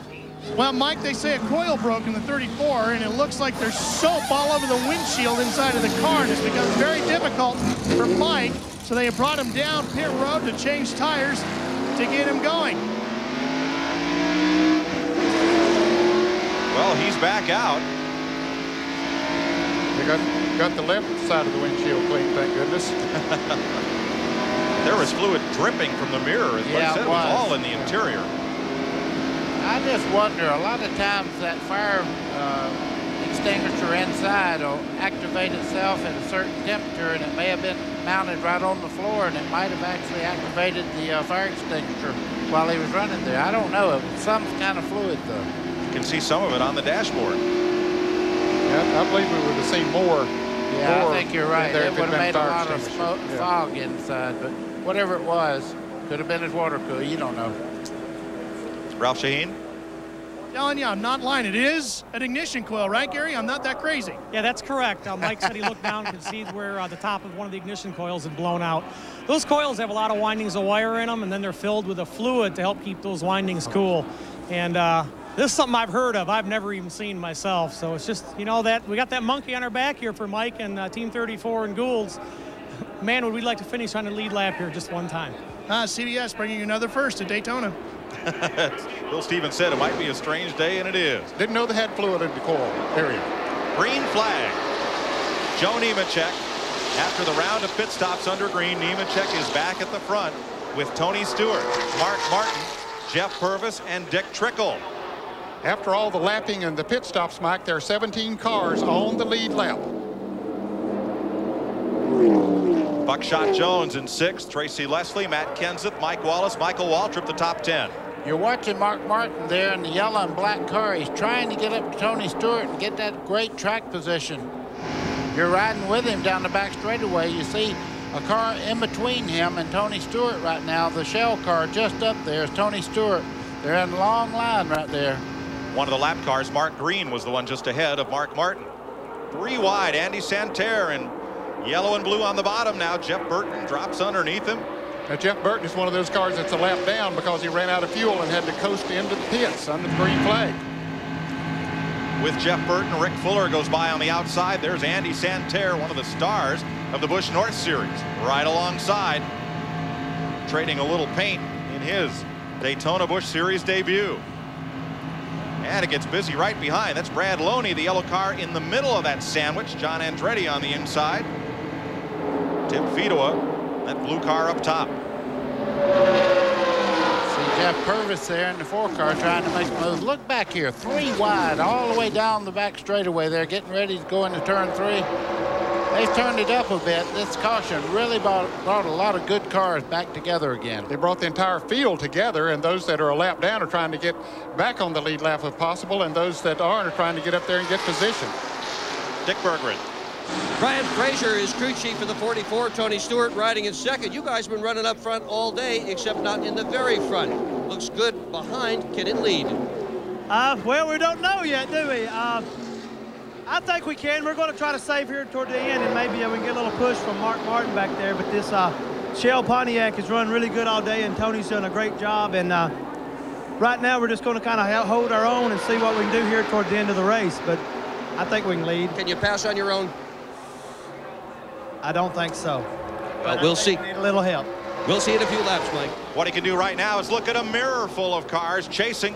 Now the 12 car, that white car top of your screen, Jimmy Spencer, pitted late in the order, came out 16th. He's climbed up to 12th in number 12, and he's moving forward. He was very fortunate, Mike, that the caution came out right when it did. He was about to go a lap down. He hadn't got up to speed, but when the caution came out, that left him in the lead lap, so Jimmy Spencer could be a factor here. Spencer behind Michael Waltrip and in front of last year's winner, that blue car of Randy LaJoie.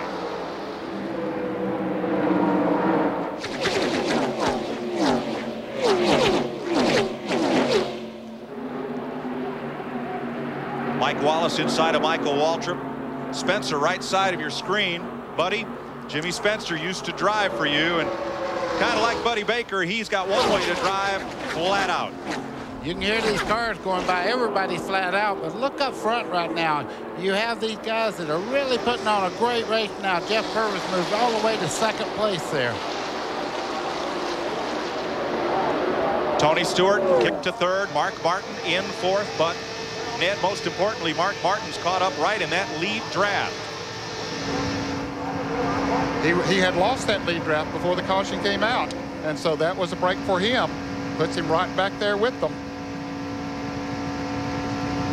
Report on Dave Blaney. A little bit of heat exhaustion from running these long distance race here today, and he banged his knee in that crash at turn 3. Otherwise, he is okay. Larry Pearson took that champion's provisional. He's gained 28 positions. Mark Martin up 22 from where he started today.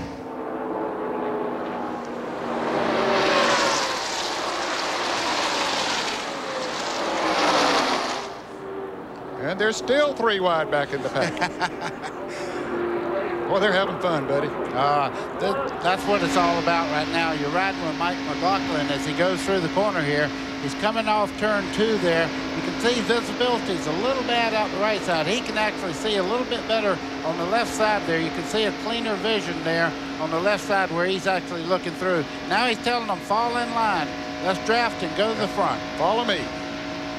Shane Hall just in front of him, John Andretti alongside, and here's Elliott Sadler, whose car spent some time in the garage today. And the younger of the brothers from Virginia back out there. No drafting partner. He is 35 laps down. Wow. Lead pack thunders off into turn 1 once again. Trouble here on the front straightaway. We're going into turn 1. One car up into the wall, and that is number 59, Robert Presley. Presley's one of those drivers that had gone a lap down during green flag pit stops. And he was also in that first little melee that we had. That's Matt Huddard in 36 there. Caution is out. Matt Huddard in the car that Todd Bodine drove last year. The engine builder from Chardon, Ohio, and Robert Presley, who has a lot of victories and a near championship run in this Grand National Series. See him taking the steering wheel off there. He's fixing to come out the left window there. Of course, Robert will be in the Daytona 500 tomorrow. But now, with 19 laps to go, will anyone pit? I don't think the front runners will, Mike. I don't believe they will. Tire wear has not been a big factor here today. They don't have to worry about fuel as we see Robert Presley come out of that car. So he's okay. But now if you're back in the back of the pit, back in the back of, say, those on the lead lap, and you have a problem with the car, need a little adjustment or something like that, think new tires might help you, yes, this would be the opportune time to do it. All right, Professor Baker, 16 cars on the lead lap. From what spot on back do you think they might want to pit? Well, like Ned said, if you're out of contention, the only thing you can do to really help yourself is come in, get fresh tires, and hope that that will be the advantage you need to really go through traffic and make up a lot of time.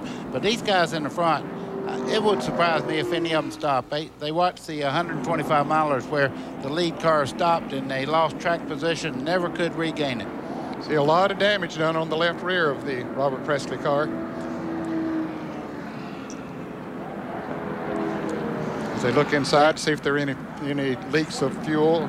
Ned, you see them shooting in there. There's a little bit of a fire there. That could be a broken brake line or could be anything that drug there that had fluids in it, but there is a fire there. Look at this gash that's opened up right there. What would have done that? That tire you see there. And also, he got into the wall pretty hard and it moved the body around. It cut that tire and it just exploded there. Robert Presley is okay. Let's show you what happened heading for turn one. You can see him there. That's the left side just grinding down the turn going in turn one. Did you see Matt Huddard there in the 36? He was on the flat at 200 miles an hour trying to hold that car straight. That's the yellow car at the tail end. Watch that yellow machine of Matt Huddard. Watch him go to the flat part of the racetrack there, going into turn one. Woohoo! Yeah, he was sort of driven down that way. The other cars were coming down. And he grinds away on the outside there, Robert Presley. Let's ride into that corner with Mike McLaughlin. Hell of a job, Mike McLaughlin. Yeah, it was. If that's up for a vote, I give him one. This will set up a sprint to the finish in the NAPA 300 at Daytona. We'll be back after this.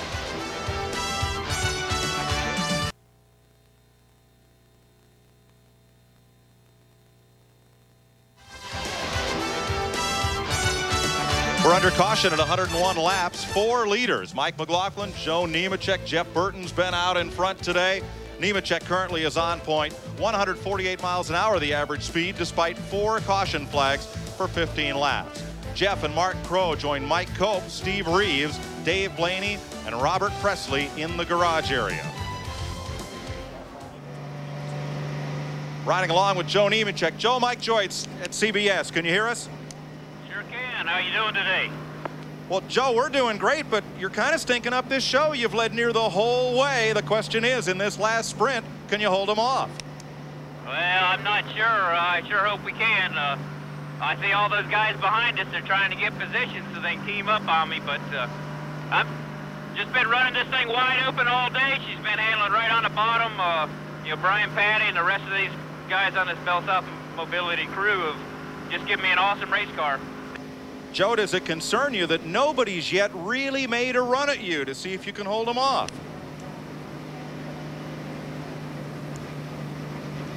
I think he has the crew back talking to him over our transmission. So we'll let Joe get set for this last restart, and we'll go to Dick Berggren.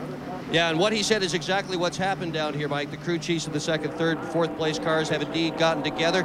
They are going to try to gang up on him and pass him on the outside. That's probably the only way they're going to beat this guy. He has been an absolute rocket all day long. Well, in 1967, Paul Goldsmith led 101 of the first 110 laps, much like Nemechek today, but he lost the race to Jim Paschal in a late race shootout. Ned, I would absolutely be thrilled if I knew they were going to try to pass me on the outside. That would have me in that mirror every second. I would be driving one eye in the mirror, one on the groove. I would run my groove. When they started to move, I'd move with them. When they when they make that move, of course, he's going to make it too. He's going to drive right up there in front of him. If he is using that rear view mirror, you can bet your bottom dollar he'll be doing it too. Buddy, would you rather lead or be second right now? I tell you what, I'll take the lead anytime. Let them worry about getting by me, because you have your perfect groove running. If they start by and make any mistake at all, somebody else is going to shoot up under them, and all of a sudden they're side by side, and the race is yours. Coming up next, CBS coverage of the Winter Olympics from Nagano, Japan, men's and women's ice hockey. We'll follow this 300-lap race. 17 laps to go. In 1984, Darrell Waltrip won this race by leading only 3 laps. In 1995, Chad Little led just 3 laps to win it. Now you see another problem here. You have a fast car on the inside there, Mike, as you know that Dale Earnhardt Jr. is a fast car. Now, if he gets a good jump here, that could really help Nemechek. If he could get down in front of the 3 car there, he could really pull away in a way. Dick Berggren? And one of Nemechek's crew members just went flying out of this pit in the direction of the 3 pit. And I asked Brian Patty, what's he doing? He says, Dale Jr. and Nemechek are very good friends. So that probably is what they're going to try to persuade him to do, is tuck in behind Nemechek and prevent those other guys from coming on by. Boy, this is going to be one interesting start. Yeah, that would be the ideal situation for Earnhardt to get in behind Nemechek. But, you know, those other drivers up there have different ideas. Well, Ned, I don't think it's going to come down to that. I think they're going to let the racers race for it. I don't think Dale will be a part of it. Closest finish in the history of this race, 1964. Tiny Lund nipped Junior Johnson by 8 inches. Joe Nemechek hopes it's not that close, and he gets a car length advantage on Jeff Purvis as they head for turn 1. But he's going to have to go into that turn high. He likes the low groove, but he goes in there high. If he can clear Earnhardt, then he can get back down on the inside. Okay, there's another good thing. Earnhardt's right by himself. He does not have a car right up under him. Purvis is moving up now in 2nd place. And Earnhardt gets down out of the way.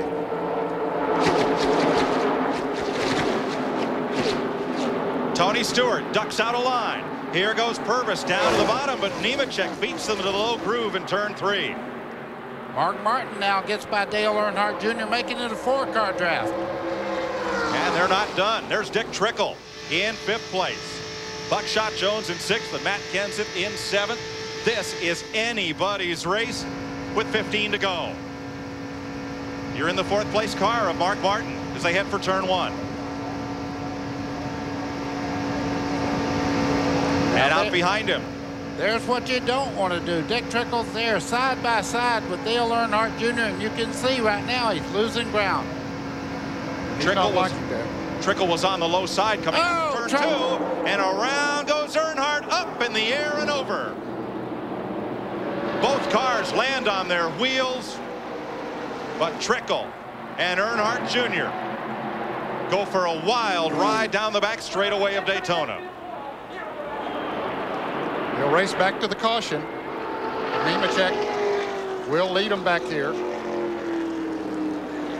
And at the caution flag, it's Nemechek with Purvis, Tony Stewart, and Mark Martin. Dick Trickle will be able to drive away. But look at the front end of that car. Wow, that car had major damage to the Evidently, Earnhardt's car came down on top of it. Exactly what happened. Dale Earnhardt Jr.'s crew looks at it on the monitor on pit road as young Earnhardt gets an unwelcome debut at Daytona. He did that, but the car never really hit hard. I'm sure he's okay. It never really turned over hard where the car took a lot of impact, so I'm sure he's okay.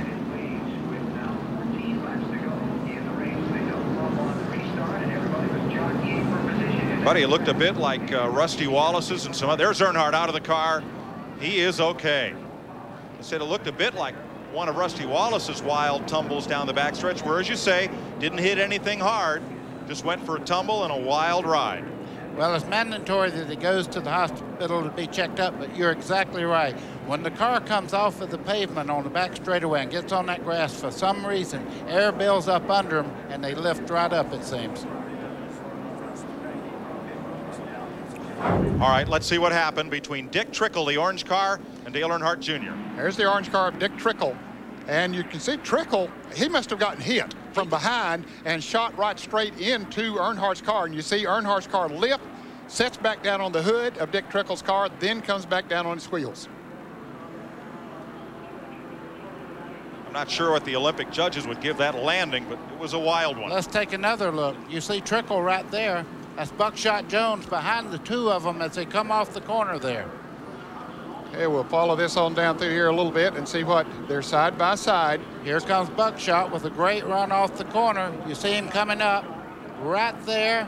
He touches Trickle in the right rear corner into the 3 of Dale Earnhardt Jr. Up in the air. Look at this. Whew. The roof flaps didn't even have time to come up. They did once he turned backwards, but let's slow it down here.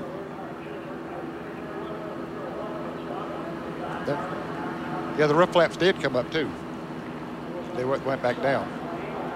But Ned, it's possible with that car of Trickle's right behind Earnhardt's, the roof flaps may not have had a chance to spoil the air to keep him on the ground. Exactly.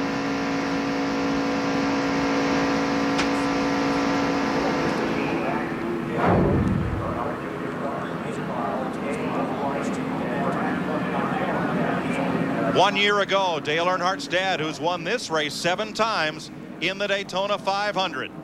A year ago, number 3 is Earnhardt, senior. Almost identical, except he didn't come across the racetrack. You can see him right up against the wall there, flipping violently down the back straightaway. He just went over one time, came back on the wheels.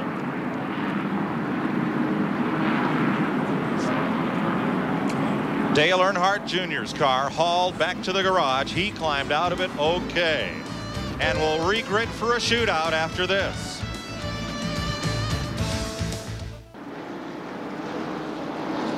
Dale Earnhardt Jr.'s car is in the garage, and Dick Trickle has come to pit road. We'll have 11 laps to race when they come back. Just 15 cars now on the lead lap. Joe Nemechek, Jeff Purvis, Tony Stewart, Mark Martin, Buckshot Jones, last year's winner Randy LaJoie, Matt Kenseth, Mike Wallace, Mike Waltrip, Jimmy Spencer, Kevin Schwantz, Phil Parsons, Hermie Sadler, Larry Pearson, and Shane Hall are on the lead lap. Pace car dives in, and here they come. Nemechek trying to haul this train to victory lane. A great restart could be key here. You can see there goes Nemechek jumping out there. Purvis right with him. That's Mark Green down on the inside, and away goes Tony Stewart. Here comes the pack, and Hermie Sadler gets right into him. And Larry Pearson can't miss him. Quickly, we'll go back to caution.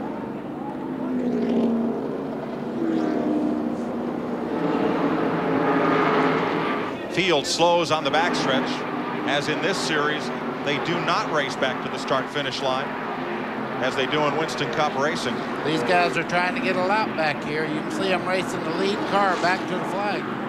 Well, yeah, they are trying to get a lap back. And Mike, I think in this series they do race back to the flag. Only the leader's the one that tries to keep it from getting a lap back. But Mark Green, John Andretti, and the car number 89 of Kevin Schwantz got around the leader before they got back to the start-finish line. You see Tony Stewart's car there. Stewart moving around inside the car. Apparently he's okay. I said that was Kevin Schwantz. That was the Stanton Barrett car that got a lap back. Here's Larry Pearson's car. And window net down, Larry may already have climbed out of that car. Something happened on the way to turn 1. Mike, I've said it 1,000 times. The most dangerous part in a race is restarts when you double foul. That's an oil cooler laying there with the hose still hooked up to it. Debris all over the place. This one will take a couple of laps to clean up. It will. 10 laps to go. And this happened at 3rd place. Wow. What a great drive he had all day. Tony Stewart did everything right until just then. Whatever happened, wow. 8 cautions is the race record, 1980. 6 today. There's Stewart coming out of the car, being helped out of the car. Now he's walking away. And there's Larry Pearson. See what happened on the restart as they came up to speed going toward turn 1. Well, of course, the cars were all bunched up, and here is the 44 car. Apparently gets hit from behind, maybe by that was Mark Martin there. Made yes. contact. The black and yellow car right there. And you can see he stays up there. Larry Pearson comes right in there. And Hermie Sadler as well. Shane Hall then gets into the back of Larry Pearson. Top of your screen.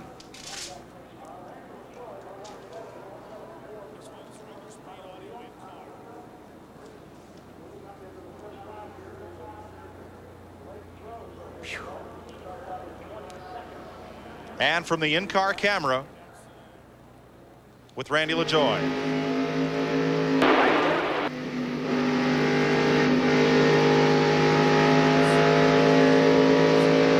In the blink of an eye. Yeah, and they were still in 3rd gear there. Under caution at Daytona. Less than 10 laps to go. We'll be right back.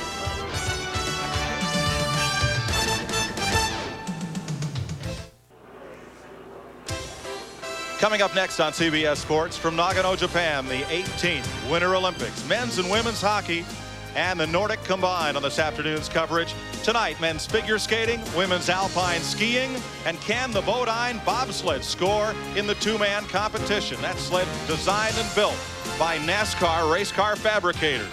You'll see that tonight on CBS. Again, let's show you what happened to Tony Stewart's 3rd place car. this was on the restart. Left of your screen.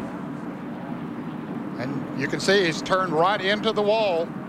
And you can see them scrambling, drivers 3 deep back there trying to get around. Larry Pearson sees all that smoke and those cars on each side of him, comes right up there, and Stewart comes right back down in front of him right there.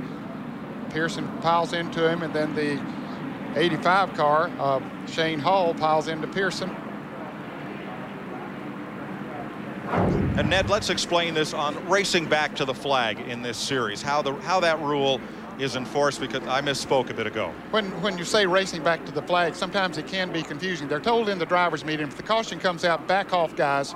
Don't race back to the flag. Let the leader keep the cars a lap down if he chooses to. And so he can run hard back to the line, but don't be trying to gain positions coming back to the line, excepting to try to get a lap back. And that's what we saw there. Nemechek did slow down and allowed 3 cars to get back on the lead lap, but they do indeed race back to the flag. Now, if it's near the end of the race and a wreck happens that might not let them get the race started again, yeah, they're going to race back to the flag and get every position they can. 7 laps to go. They'll restart single file. Dale Earnhardt Jr. in his 10th career Busch Grand National start tangles up with 5th place Dick Trickle. And that 3 car of Earnhardt goes for a flyer off the back straightaway here. Boy, he was lucky. He landed on the suspension part of the car instead of on the metal part. Bill Stevens. I'm with Dale Earnhardt Jr. You took a pretty good belt. How you feeling? Just a little bit woozy. Got banged around in there just a little bit. Remember what happened? I mean, yeah, it just flipped over. Can't really tell what's going on from inside the race car. All you see is grass, sky. But hated for AC Delco and Chevrolet. We had a real good car today. We had some kind of a miscue in the pits. It's just a rookie mistake on my part coming in there a little too hot. But I was pretty excited about running up front with those guys and wanted to get a good pit stop, and ended up letting the clutch out before the car dropped, tore the drive shaft out and messed up the transmission. So we were kind of in a bad position after all that, but we were just trying to learn how to draft and stay up front. And a couple cars got together and ended up getting a hold of me, so that's just the way it goes. Well, he comes from a pretty good bloodline, guys. He'll be back. He's got talent and had a fast car today, and you'll hear more from Dale Earnhardt Jr. Yeah, and he didn't do anything to cause that wreck. He was tagged from behind Buckshot Jones, got in there just a little hot, They made contact. Neither one of them meant that to happen, just like what happened to Tony Stewart. I guarantee you Mark Martin was looking at the people around him when he made contact there. Dick Berggren. Boy, there's a lot of deal making going on here right now. We think Nemechek and Mark Martin have just cut a deal. Jack Roush came over the radio and said, we're making so many deals. I'm a regular social butterfly up here. They've decided if they help each other today, maybe they can help each other tomorrow. With less than 10 laps to go, the restart is single file. Joe Nemechek, Jeff Purvis, Mark Martin, Buckshot Jones, and Randy LaJoie, the defending champion. All of those cars on the lead lap, which there are 16 of them being shown now, were lined up in front of those cars that were 1 or more laps down. That's the NASCAR rule in this division. On a restart with less than 10 laps to go, it is single file on all lead cars. Bumper to bumper. It appeared that 3 cars were getting away a little bit, and now it may only be 2, Nemechek and Purvis. Well, I tell you, they're running well, but you can see everybody's getting antsy back there. They're starting to single file out just behind there. But look at Randy LaJoie trying to make a move on the inside. He has some help.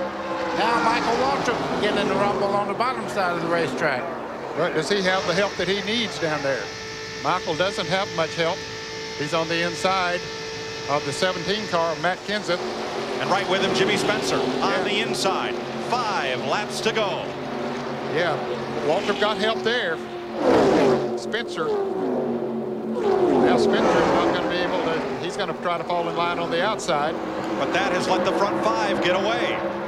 Well, he has, but Matt Kenseth is just behind. You can see a bunch of cars there racing down the back straightaway. But the race right now is the top 5 cars there. You see them coming down into turn 3. They're starting to move away just a little bit. With 4 laps to go, who has friends out there? Nobody. Joe Nemechek's the leader. He's in a Chevy. Jeff Purvis is in a Chevy. Mark Martin's in a Ford. Buckshot Jones and Randy LaJoie are in Chevrolets.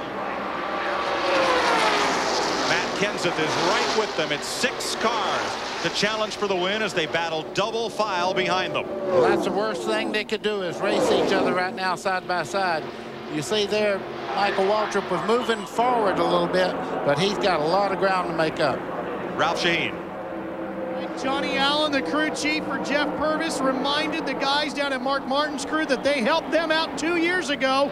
Right here, they're expecting the same payback in a couple of laps. Racers have long memories. And up high goes Mark Martin, the 3rd place car. And with him goes Buckshot Jones up to the high side and then back in line. Joe Nemechek's been the class of the field all day today, but 2 cars drafting each other. If they get the track position on him, they can make a move on him. Still single file. Purvis is looking to the outside right now, but Mark Martin's not close enough to really give him the boost he needs. Feeling out the track and each other. 2.5 laps to go.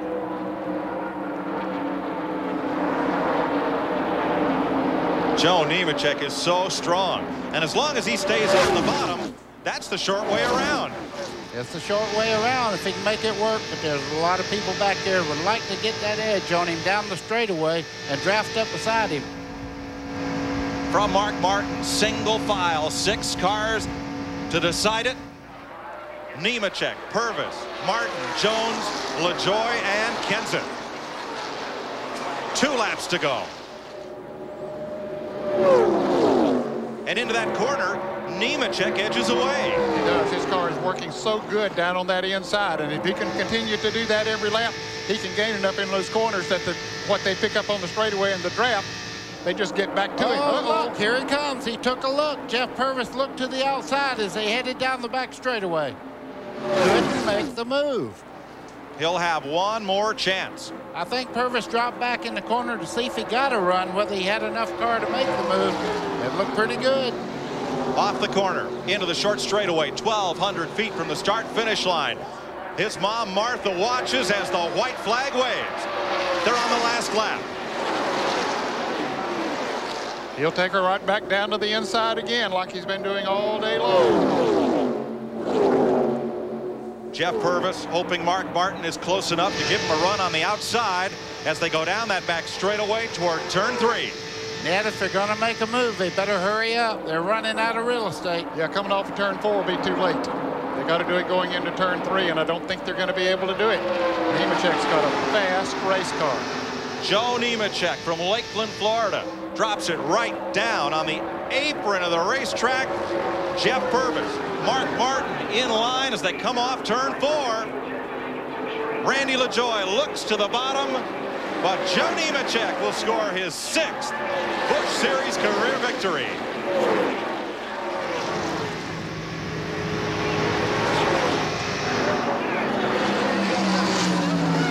That's his mother, Martha. Nobody has a greater fan than Joe Nemechek and his mother. Boy, she just, every lap, she's always out there cheering him on, motioning him to go. Matt Hutter has crashed on the final lap down at the inside of turn number 1. Joe Nemechek led 106 of the 120 laps, the most laps ever led by a winner of this event. That's dominance. Boy, he had a great car, and he drove it so well today. His first series victory came at the expense of Dale Earnhardt at New Hampshire International Speedway. But that's the true mark of a real pro there. He never made a mistake. He didn't vary. He didn't look in the mirror with the last 5 laps. He run the race car.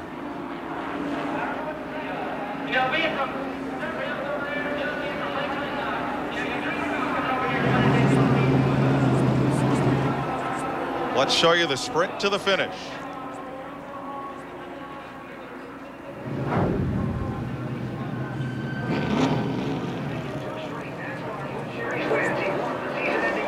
They come to the start of the line and get the checkered flag. 15 cars in the lead lap. And Joe Nemechek leads all but 14 laps today. We'll be right back to Daytona after this.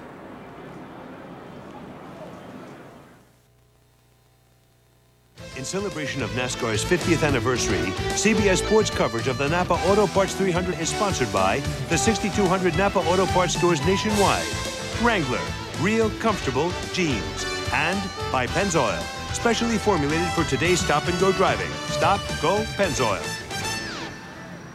Joe Nemechek has won at Daytona, but as they came for the flag, Matt Hutter got caught up in an incident, and there is victory lane. John Nemechek celebrating with his dad. Here's what happened to that yellow car up top, Matt Hutter. Matt Hutter there, 36, gets a little assistance there from behind. He's crossed up pretty good there, gets hit again. Tim Fedewa spins. Fedewa in the car number 33 gets taken out also. It's been a wild day at Daytona, a wild finish, and a happy victory lane. Ken Squire. As 1997 ended, 1988 commences for Joe Nemechek as he clambers out of the victorious car in the NAPA 300. Nemechek has done it 2 in a row in Grand National Racing. Down here with young son John, who's a little overcome with it. You don't seem overcome with it. What a beautiful performance. I can't say enough about this Bell South Mobility Chevrolet Monte Carlo. Awesome. Flawless race. Just everything went perfect. The pit stop, the crew did an awesome job. We got out of the pits first. Strategy was good. We built this brand new car for this race, and man, I just can't say enough about this whole crew. These people are awesome. Now, that last 20 laps, did you think they'd ever end? I didn't know what was going to happen, but our Chevrolet Monte Carlo was just really, really good, and the guys, they were trying to team up on me, and I knew they were doing that, so I was trying to take the good air away from them, and it was just tough. I can't say enough for this crew and our family, and it's really special. I have my son John Hunter, my wife, and all the people from Lakeland are here today, so it's a good day. A new record. You led 106 laps. The old record, 101, 1967. Paul Goldsmith, congratulations. And it looks like your #1 fan's a little tuckered out. Oh, yes. He was all smiles. He was happy to see Daddy today, so that's good. All right, let's go to Mike Joy. Thanks, Ken. Jeff Purvis finishes second today. Mark Martin is third. Buckshot Jones, Randy LaJoie, and Matt Kenseth. Then Michael Waltrip, Kevin Schwantz, Jimmy Spencer, Phil Parsons, Mike Wallace, Hermes Sadler, John Andretti, Mark Green, and Stanton Barrett all finished on the lead lap. Then Jason Keller, Dale Fishline, Mike McLaughlin, the pole sitter, Brad Loney, Tim Fedewa, Matt Hutter, then Jeff Burton and Dick Trickle on back through the rest of this field. The Grand National season is underway. The first of 31 races just concluded here at Daytona. Joe Nemechek leads all but 14 laps in his drive to victory.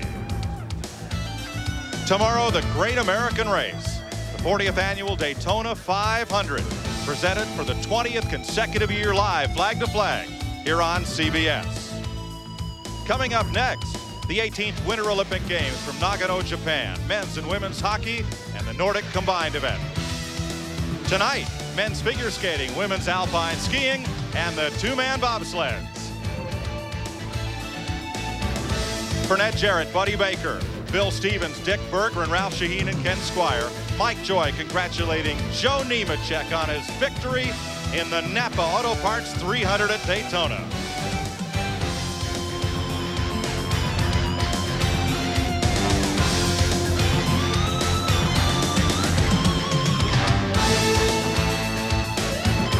This has been a presentation of CBS Sports, home of the Daytona 500.